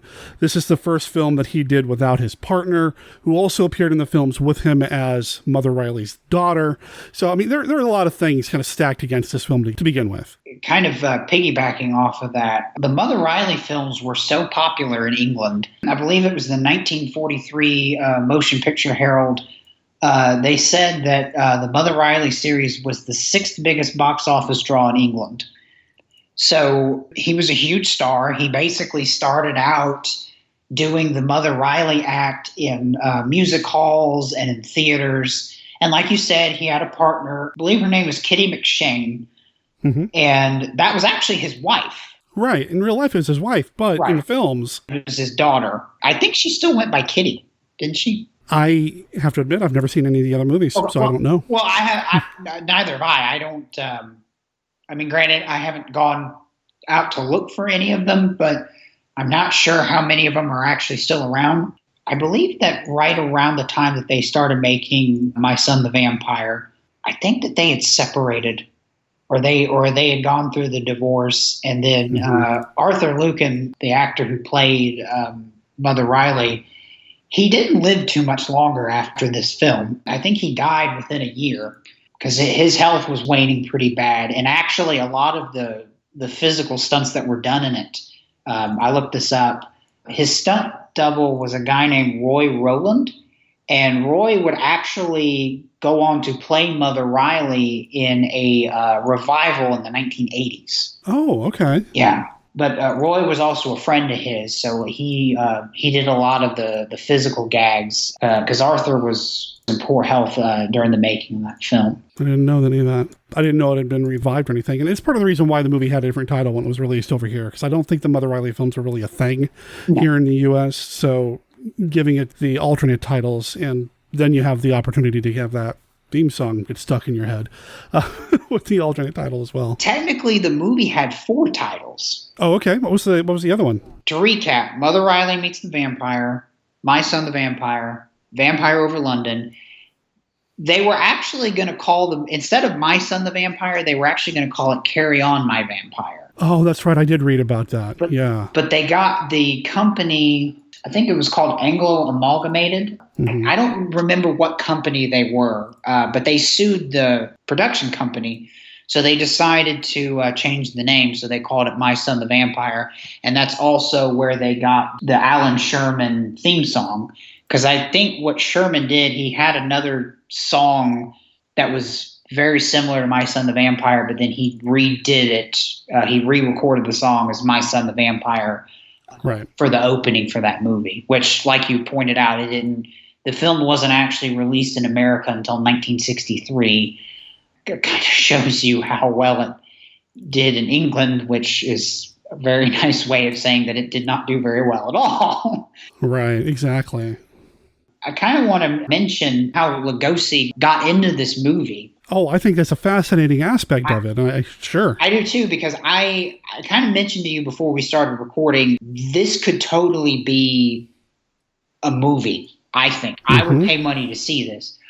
But basically what was going on in the early 50s, Lugosi was kind of having trouble finding work. And at the time, he was good friends with filmmaker Richard Gordon. Richard was also sort of acting as his, I think, sort of his unofficial manager at the time. And they tried to get a West End revival done of Dracula around 1951, I believe. And basically, when Lugosi showed up to London, and there's actually like a little press newsreel that came out around that time announcing Lugosi was coming for a revival, and some British reporters actually interviewed him and stuff like that. But then, for some reason, the production fell through and it didn't happen. And Lugosi was broke, and he was literally stranded in England. And Richard Gordon basically said, well, you could do this little movie. It's like a Mother Riley meets a vampire movie. I mean, we'll pay you $5,000, which is actually the sum that he was paid at the time. And, of course, in traditional Lugosi fashion, he didn't turn it down. So he did the movie. And I think I remember reading production was 4 weeks. Then he made the movie, he got paid, and he made his way back to the United States. That's pretty much the story. There are some fascinating books out there that recount what happened with Bela when he went overseas. There was the implied expectation that he was going to just be the next big thing to come over and Dracula was going to be revived and all this, and it just didn't quite work out. And that seems to be the story of Lugosi's life, especially in the later years, that a lot of these things just didn't work out for whatever reason. And that's a whole different episode or two or 10 that we could do, because there's so much about Lugosi's life that, man, I really wish it could have worked out better for him. Well, same here. I've read several books on Lugosi. I've watched several, little documentaries about the last days. And even after all this time, it's still really hard to talk about. And you kind of don't want to talk about it, but you kind of have to, because it's sort of important to mention, because unfortunately it's kind of a big part. It's a cautionary tale in some ways, and it's also a tale of the blessing and curse of fame, as it were. But anyway, we don't have to go into that, but you know what I mean? There's sure. But it is hard. I mean, his story, if I'm not mistaken, like at some point it was like ranked right up there with like Marilyn Monroe as like one of the top tragedies in Hollywood history. It was just the last years of his life, and just how unfortunate, how sad it was. He deserved better, for sure. And yeah, that's a whole different thing. But that's not what this movie's about. This movie's about trying to make you laugh. Right. And so we'll try to kind of bring things back up a little bit. Right. Well, on a lighter note, I'd like to think that he's looking down on us and smiling, knowing that even after all these years, not only do people remember him and still talk about him, that his movies have, in a lot of ways, have become more popular now, over 60 years after he's passed away, than they were when he was alive. So I think that's really cool. And like you said, yeah, back to the more cheerful subject matter, this crazy romp about an Irish charwoman encountering the greatest vampire of our time. Yeah, I still quote this movie. Really? Oh, yeah. Like, there's a lot of great one-liners. I love where the intoxicated gentleman in the evening clothes and the top hat, I think he's probably my favorite side character, because I love towards the end of the movie where he walks into the police station and he's like, yes, we're here to report the theft of our car. And he just takes out a giant bottle of gin, uncorks it. His wife looks at him and is like, Humphrey, you can't drink that here. Well, I'm going to bloody well try. Wacko! Just tosses it back. This is that, and just the exchange where, and that's what I think that's probably my favorite thing about this movie is there is we have to explain this, because if we don't, then people are going to be totally lost. So Lugosi's character is Von Heusen, also known as the vampire. He's basically convinced his henchmen that he is a centuries-old vampire, but he also dabbles in mad science. And he has this grandiose plan of conquering the world by creating an army of robots. So it's Lugosi's greatest hits right there. Right. it really is, which is another delight about this movie. Not to cut you off, but I mean, really, that's what this is. You take every iconic Lugosiism and mix it all up, and you get Van Heusen. Right, exactly. I love that. I'm going to use that someday. Bela Lugosi's classic hits. So he creates a robot, and what happens is the robot is literally being mailed through the British Postal Service, and it happens to be on the same truck as a bunch of just random knickknacks that are being sent to Mother Riley, who is supposed to be inheriting her uncle's fortune because he passed away. And there's some sailors who are on the truck hitching a ride who just get bored, and for whatever reason, they decide to take off the postal stickers and start playing card games with them. And then they can't remember which ones they ripped off of which crate. So apparently they put the wrong postal sticker on the wrong crate. So the robot gets sent to Mother Riley's house, and the knickknacks get sent to the vampire. And there's this great reaction when Lugosi opens the crate, and he takes a banjo out and a bed warmer and I guess like some giant kettle thing. It actually kind of looked like a snare drum a little bit. And he's just looking around like, what is happening? Have I gone insane? And then Mother Riley gets the big crate, which, oh my gosh, just the insanity of that whole of the crate being unloaded into Mother Riley's shop, and just all of the madness going on with her landlord demanding payment, and then her customers needing their stuff, and then this little kid who's running around causing mischief, who is basically responsible for the giant crate being launched through the store window of Mother Riley's store.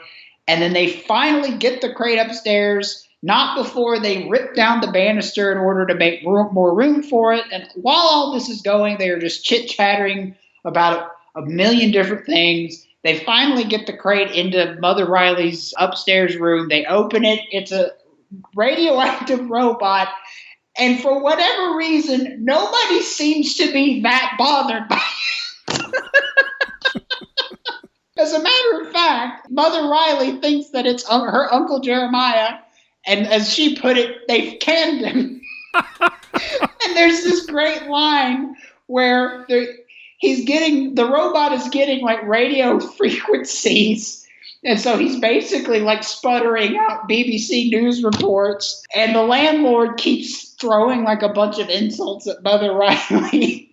And Mother Riley just looks down at the robots like, can you believe what he just said to me? He's constantly kicking me when I'm in the midst of me sorrows. It's just this stupid thing. And it gets me every time. And I really noticed it the last time that I watched it, because I'm like, these people don't realize, they have no sense of what's actually going on.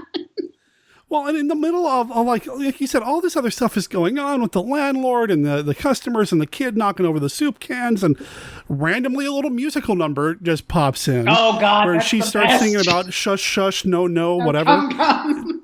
Yeah, and, what? And the weirdest thing is, like, it's the only musical number in the movie.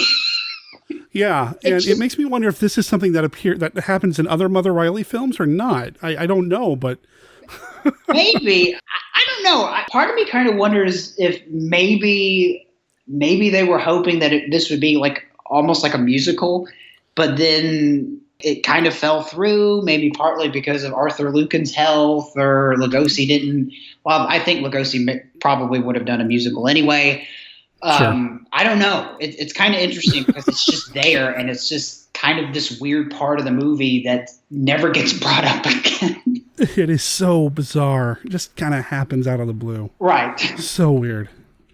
But I guess if you were going to have just a random musical number, this would be the kind of movie to have it in. Oh, sure. Yeah. The thing is, it's so oddly placed, but yet it is so part of the film. Oh, yeah. Of course it happens. Of course. Yeah. That happens all the time here. Yeah. We just do random musical numbers. Like, you don't do it at your place? That's weird. Yeah, right? Oh, boy. Nobody seems bothered at all by the presence of this thing.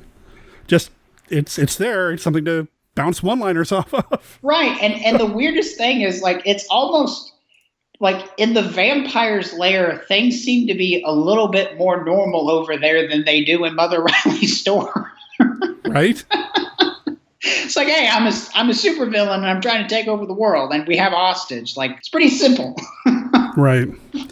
So the vampire's been kidnapping, there are people disappearing. Yeah. And ultimately, he's trying to figure out where some uranium is because he wants to build more robots. Is that? Mm-hmm. Yeah, he's trying to build, I think he said that he wanted to build 50,000, which if you ask me, that's kind of overkill. Yeah, probably. I mean, you could probably get by with like 100. Especially if they're radioactive. Yeah. They're radioactive. Like, nobody's going to mess with you. It's like saying you want 5 Godzillas. Yeah, like really, do you need more than one? Right. One's enough. Yeah, he's trying to build 50,000. He's trying to get that uranium deposit. So in the beginning of the movie, his henchmen kidnapped this. She's a dignitary. She's the daughter of. She's supposed to be the daughter of the Italian ambassador or something like that. But her name is Julia Loretti, and she is carrying the uranium deposit. But when they kidnap her, she doesn't actually have it on her. So they keep her to basically do enhanced interrogation. And of course, in classic Lugosi fashion, it's like some weird electricity thing with a Tesla coil. So sure, of course, yeah, right. I love when they pick her up off the boat. Her boyfriend, her beau, meets her there, and he's going to give her a ride to wherever. But hold on a second, I need to go do something. And he takes off, and then Lugosi's people intercept her and introduce, we've got a car for you. It's all been taken care of. Now, I'm not doing it with an accent, but in the film, it's done with an accent.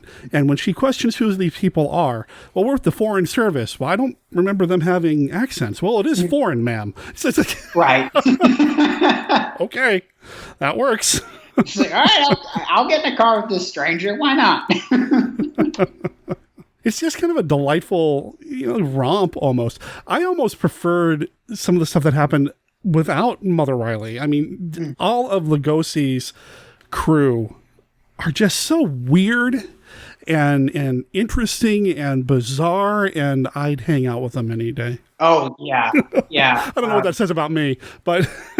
Hitchcock, the little guy with the glasses who has the funny laugh. The laugh? Yeah. I caught it the other day when I was rewatching it. When Lugosi's making his great speech, about, this, we have created no Frankenstein of the flesh, but this God of man. And while he's giving this speech, there's this shot of Anton, who is the guy you referred to, the guy who gave that line about, well, it is foreign.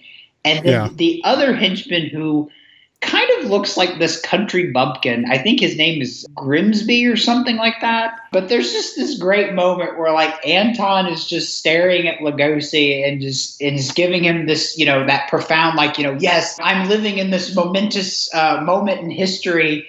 And Grimsby's just smiling, and then they just kind of look at each other like, what? They give each other this great look as if like Grimsby was like, I didn't know I wasn't supposed to be laughing at this. And then Anton's like, dude, why are you laughing?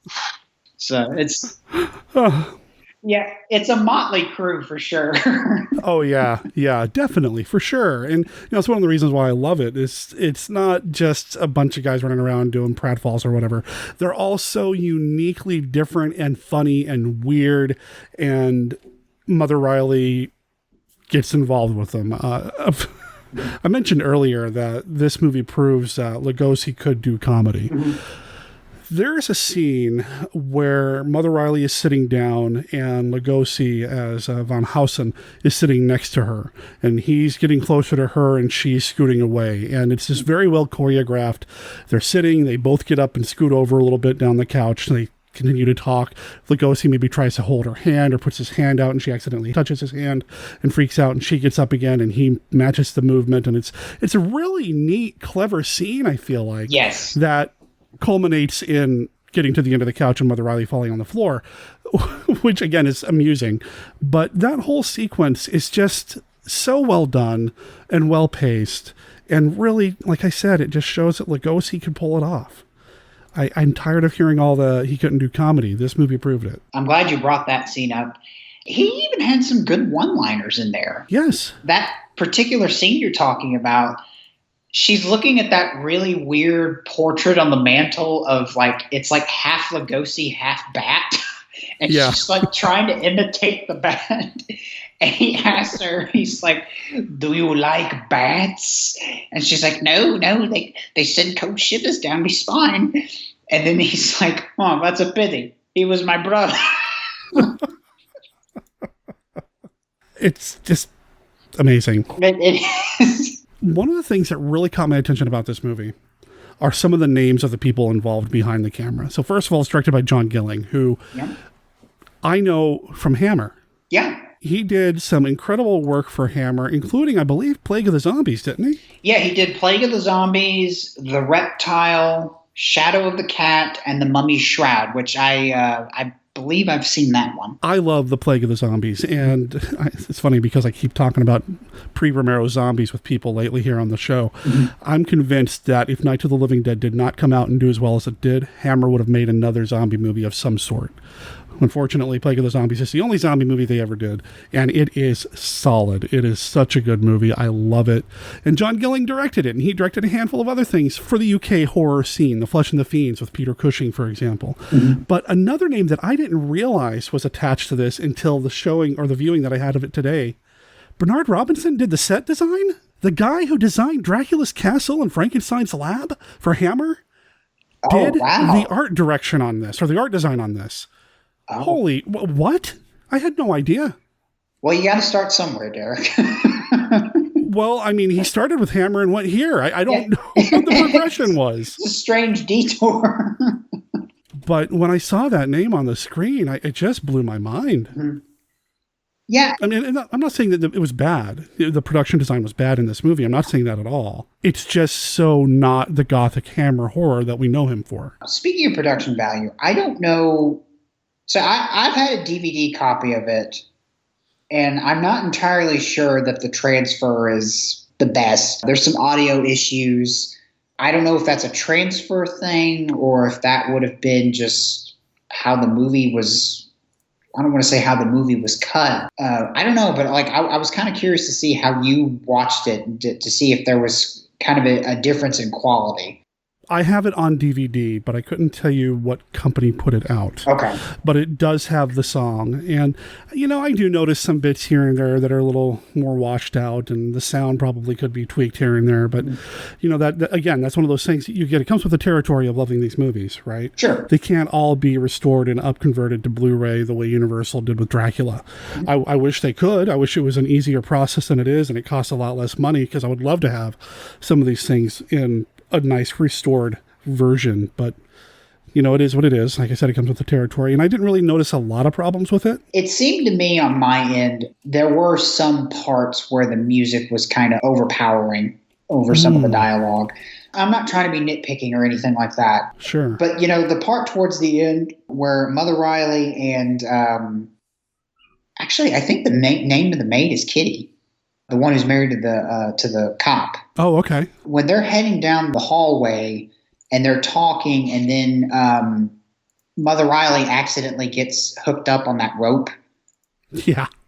That part, it was, to me, a lot of the dialogue got drowned out. The music was so... Now, granted, that may have been on purpose, because that was supposed to be her voice got cut off anyway because, the rope caught her. But little instances like that, I've just noticed it, kind of sprinkled in the movie where some of the dialogue is kind of lost over the music, or some of the editing cuts were just a little too abrupt.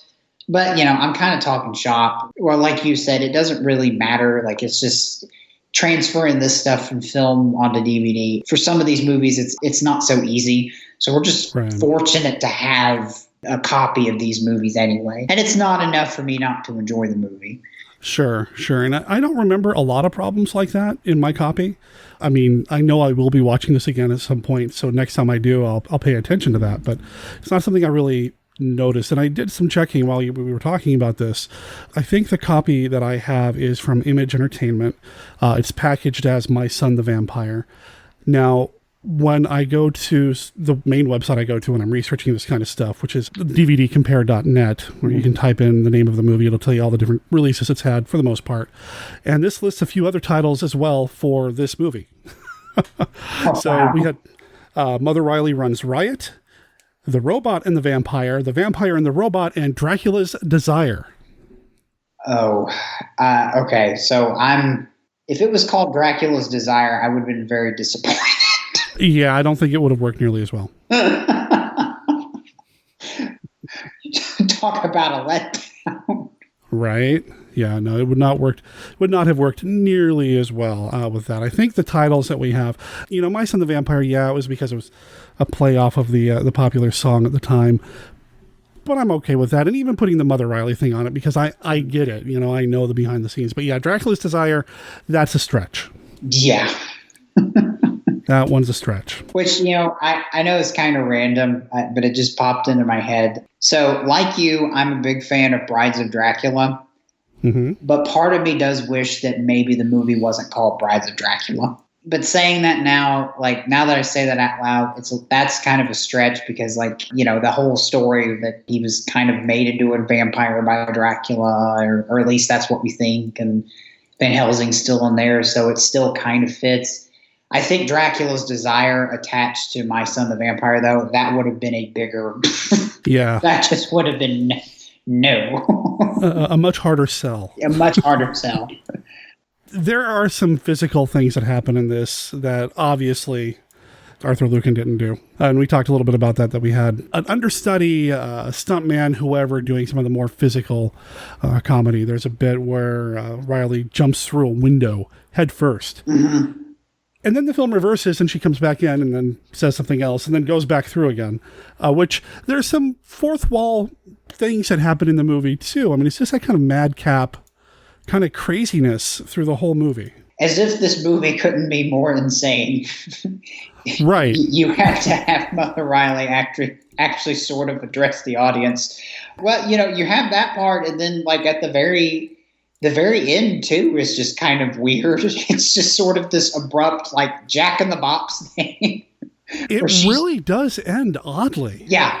Yeah, it's a really weird ending. You basically have the vampire and his henchmen in a shootout with the police on the ship, and then Mother Riley trying to get to the scene, and I guess sort of be the hero, or at least have some, partial credit to getting the bad guy.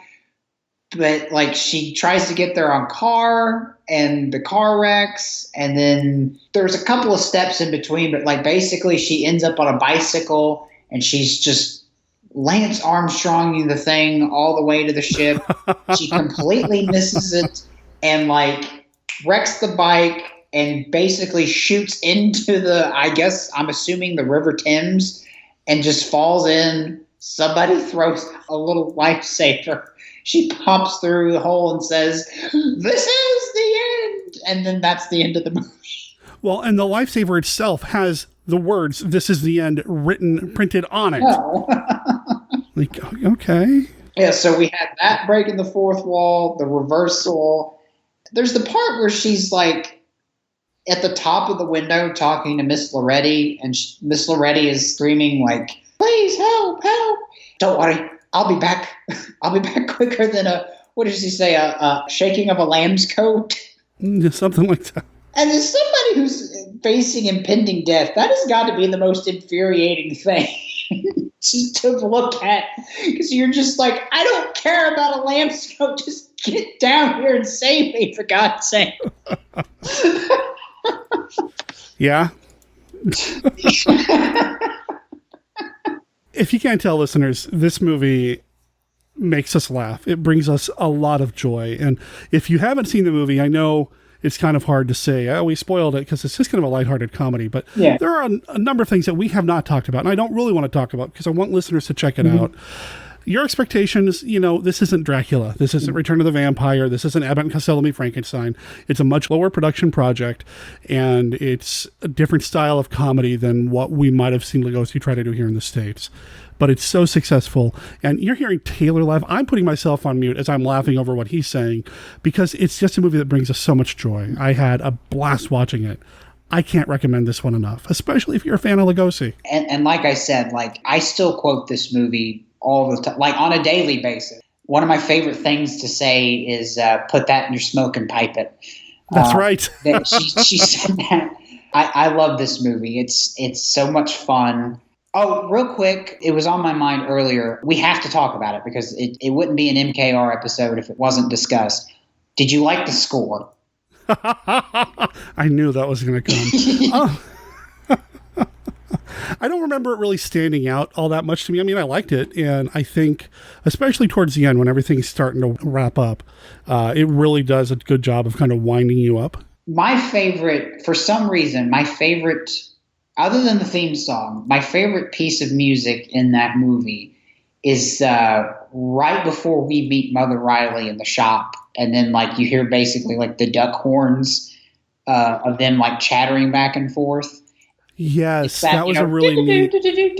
That is the soundtrack of my life. I get up in the morning and that's the music that's playing in my head, and I'm just jolly and jumping and ready to go. Nice. Yeah, it's like in the Charlie Brown cartoons, whenever you hear an adult talking, you have that wah, wah, wah. Well, in this movie, whenever we have some characters talking in the background, maybe through a window or something, they're introduced with that. Yeah, it's fun. It's so great. A lot of different kinds of music interludes. You've got almost Latin flamenco music thrown in there. It's it's an interesting hodgepodge. And it's also generic news music and all that stuff. But I say all that to say, like you said, this movie, it really is a lot of fun. Lugosi's given it his all. He makes the movie worth watching. And the other actors do too. Their comedic timing is superb. If you're a fan of British humor, I think that this is a movie for you. I agree. I think it's something that will be a pleasant surprise to those of you who haven't seen it yet. And if you have seen it, watch it again anyway, because some of the things happen so quickly, you're bound to have missed something at some point. Or you might find something else that you've already seen before and now enjoy it in a different way. This time around, I was very taken with the earnestness with which the kidnappee's boyfriend, beau, spouse, whatever he is trying to find her and is snooping around and sneaking around, despite getting hit over the head every 15 minutes with a flashlight and getting knocked out. That poor guy. I know. that he had to have walked away from that whole situation with brain damage. Because the things that he was hit with are just absurd. It just seems to escalate more and more and more. It's worse. Yeah. I'll make sure there's a link in the show notes where people can go to Amazon and pick up a copy of this if it's currently in print, so you can get your hands on it. And if it is still out there by Image Entertainment, it's not going to be all that expensive, so it's definitely going to be worth the money. And I am so happy that we had an opportunity to talk about this movie and to finally have you on the show, man. Oh, Derek, seriously, I've been looking forward to this for a really long time. And I'm so glad that we were able to make it happen. I really mean this. I look up to you, and I've been listening to Monster Kid Radio for a while. I love the conversations that you have. And I've always kind of listened for a while, man, if I could just get on there and talk monster movies, that'd be the best day ever. And it was, because this was so much fun. And I love what you do with Monster Kid Radio. It's a great show, and I appreciate you being you and doing what you do, because you bring a lot of people joy, and you've certainly brought a lot of happiness to my life. So for that, my friend, I can't thank you more than I am right now. I don't know what else to say to that other than this seems to be a trend lately with people that are coming on the show. For the record, listeners, any potential future guests, you don't have to say that to get on the show. No. But it helps. No, I'm just... This was not a paid advertisement by Derek Info. But I do appreciate it. I love doing it. And I say this at the end of every episode.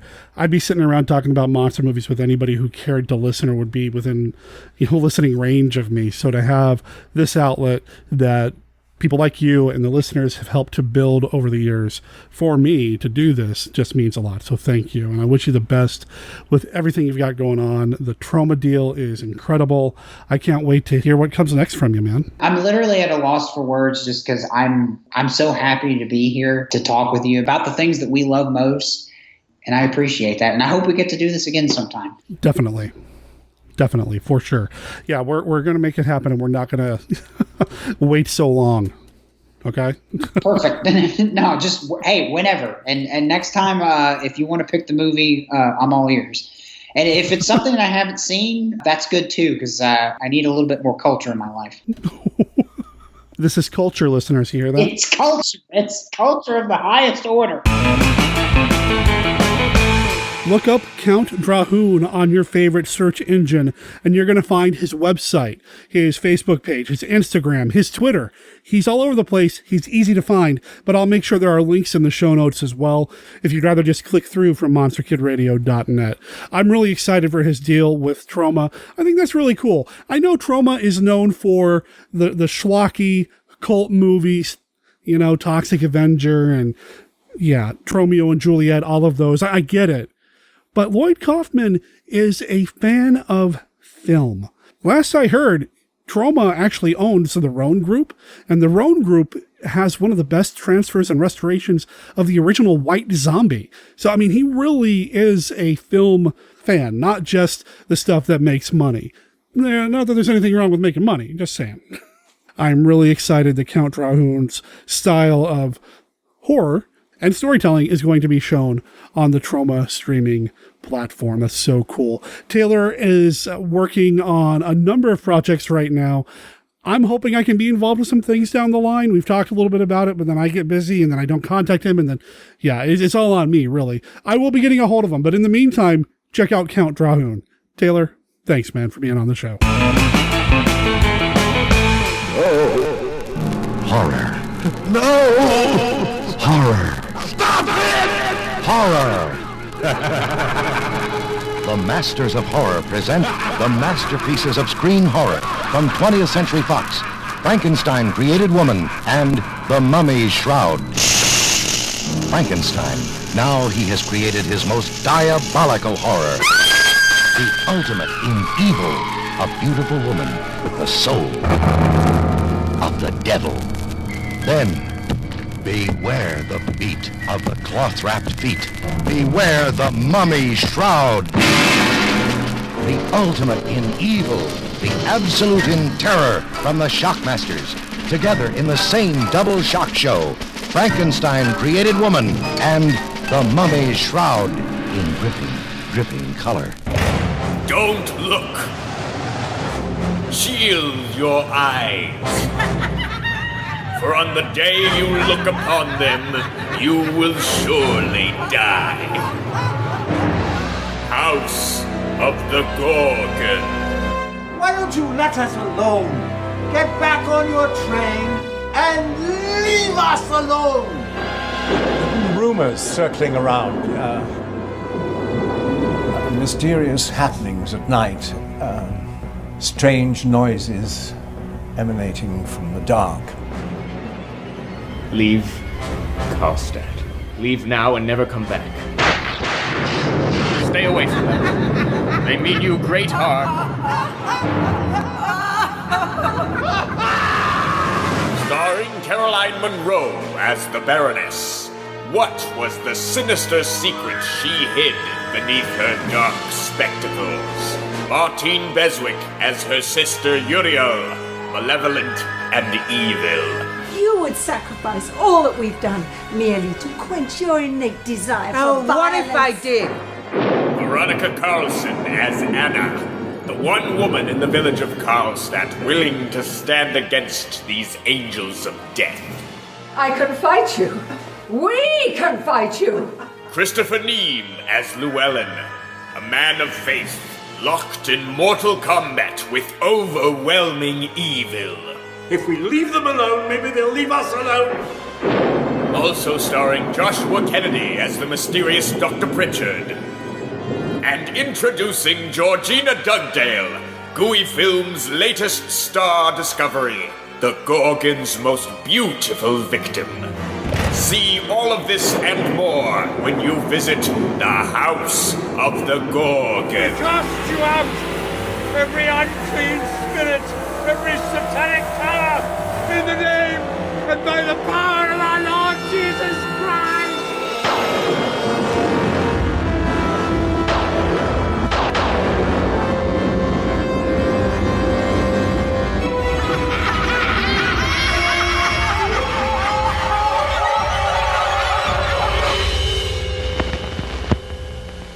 I can transplant his brain. If I don't, it'll die through lack of oxygen. In his nightmare mind, one more horror, one last horrendous act.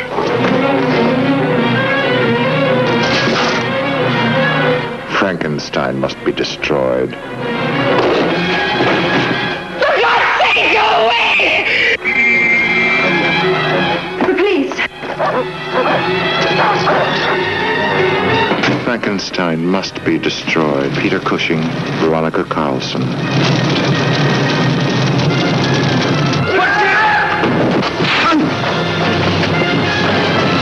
Frankenstein must be destroyed. This picture has been rated M, suggested for mature audiences.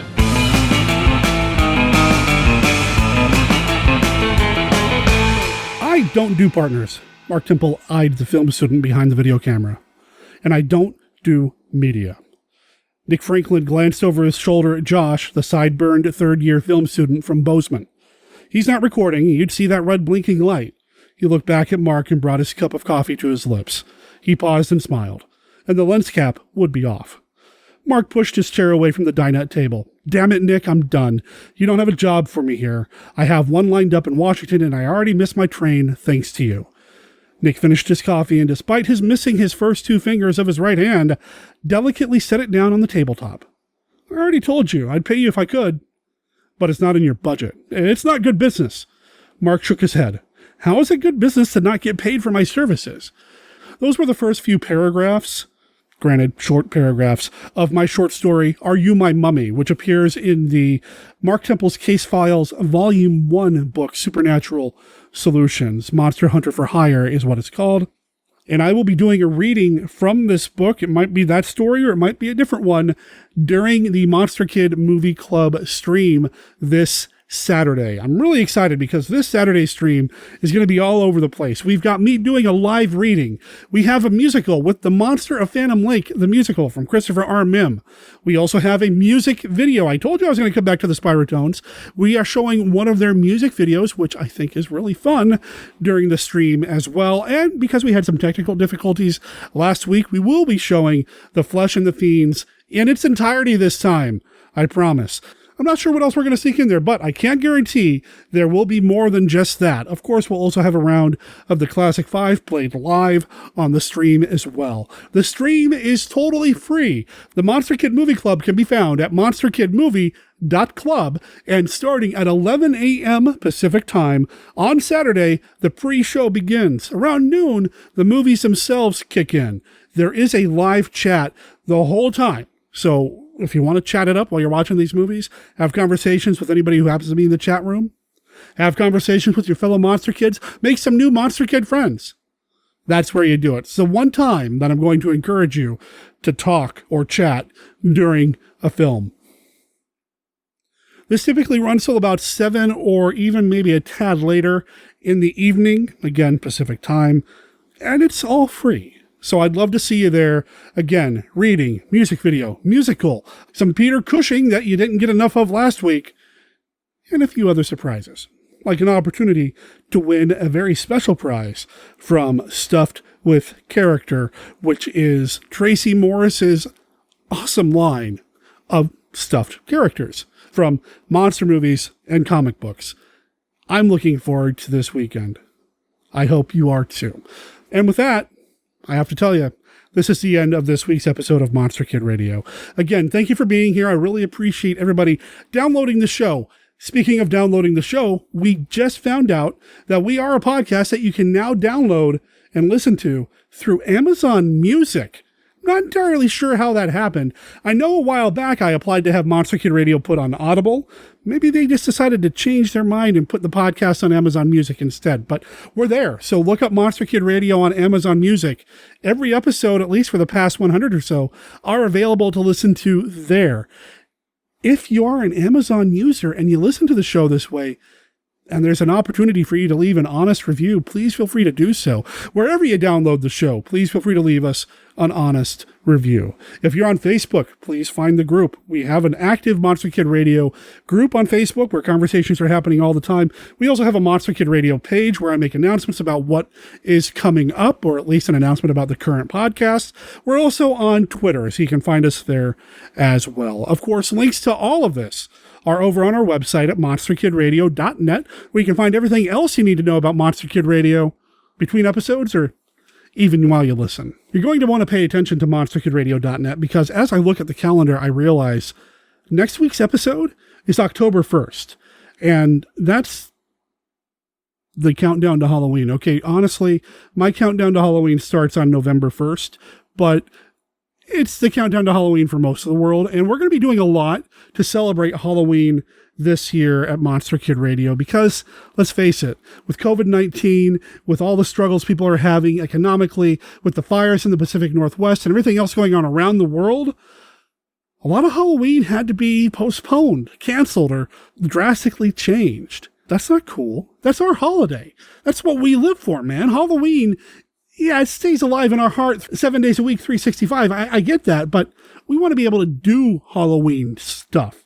So coming up over at monsterkidradio.net, we are going to talk a little bit about what we're doing during the entire month of October. I have some pretty big plans about what I would like to do with the stream and the website and the podcast, but I'm hesitant to really tell you what they are right now because I don't know if I'm going to be able to pull them all off.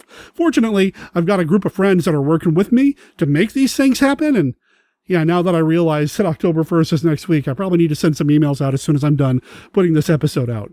But it's going to be fun, I think. During last week's stream, not just on Saturday, but then on the Tuesday Astronomy Club stream as well, where we do classic sci-fi movies, I mentioned a few times that I'm looking for some people to maybe participate in some events in October for the stream. It means what I'm looking for are people who are comfortable appearing on screen, being seen on the Twitch stream, who will be available on whatever day we end up doing this thing, and I don't know when that's going to be yet, but I'll keep you posted, and have access and use Discord. Discord is this combination chat, video, audio calling program. It's free. It's real easy to use. I've gotten very comfortable with it. So if you have Discord, don't mind appearing on camera. You're going to need a webcam, obviously, a decent webcam, a decent place to film in so that you look good on screen, and a decent microphone because we're going to need to be able to hear you as well. Drop me an email, monsterkidradio@gmail.com, and let me know because I'd like to put something together here sooner rather than later to get those wheels moving and turning. I need some victims or participants to help me out. I know I'm intentionally being vague. That's partly because I don't want charges pressed. That's partly because I'm not entirely sure what's going to happen yet. I'm just anyway. I'll make announcements as we go through the month of October and all the other things we've got coming up throughout the month. And of course, Halloween lands on a Saturday this year. And since we do the stream on Saturday as it is, it's going to be a special day, I tell you. I probably will even start the stream early on Halloween Day because why not? That's the day. That's the day. One more thing about the stream. I'd like to start showing more movies than I have access to. I am hesitant to show movies that are not in the public domain. It's not legal to do so. I don't want to get in trouble. I don't want Amazon to come cracking down on us since they own Twitch, that sort of thing. So if you are an independent filmmaker, if you're a filmmaker and you have movies that you'd like to have shown during the Monster Kid Movie Club stream or throughout the month of October, because I'm going to be streaming movies more than just on Saturday because it's October. I'd love to hear from you. Again, the monsterkidradio@gmail.com email address is how you get a hold of me. Let me know if you have movies, shorts, audio dramas, radio shows, anything that you'd like to have shared with the Monster Kid Movie Club audience, let me know. Reach out to me, drop me a line, and we'll start talking. If you're friends with anybody that produces this kind of content, give them my email address, would you? Okay, I know this is all like nebulous. This is what's happening in October. Let's talk about something that's definitely happening in October. The next episode of Monster Kid Radio will feature author Stephen D. Sullivan. It is time to finally do something that we do every year on the podcast that, for whatever reason, I have pushed back and pushed back and pushed back again. It is time for the Monster Rally Retro Awards, or what we call the Rallies. It's a way for us to celebrate the best in genre cinema from the 1930s, 40s, and 50s. It's a retro award where we look at the best actors, actresses, movies, monsters, and directors of our favorite monster movies from these particular decades. It's become a tradition that Steve is my co-host, my guest, every time we announce the nominees for the rally, so come back for that. Between now and then, remember, Monster Kid Radio is a registered service mark of Monster Kid Radio LLC. All original content of Monster Kid Radio by Monster Kid Radio LLC is licensed under a Creative Commons Attribution, Non-Commercial, No Derivatives 3.0 Unported License. The song, Bustin', is copyright 2020, The Spiritones. You can find that song on their album, Sun Worshipper, which you can find at thespiritones.bandcamp.com, or just follow the link in the show notes. My name is Sarah Kim Cook. I'll see you on Saturday or Tuesday for the sci-fi thing, or next week for the rally nominations. Ciao.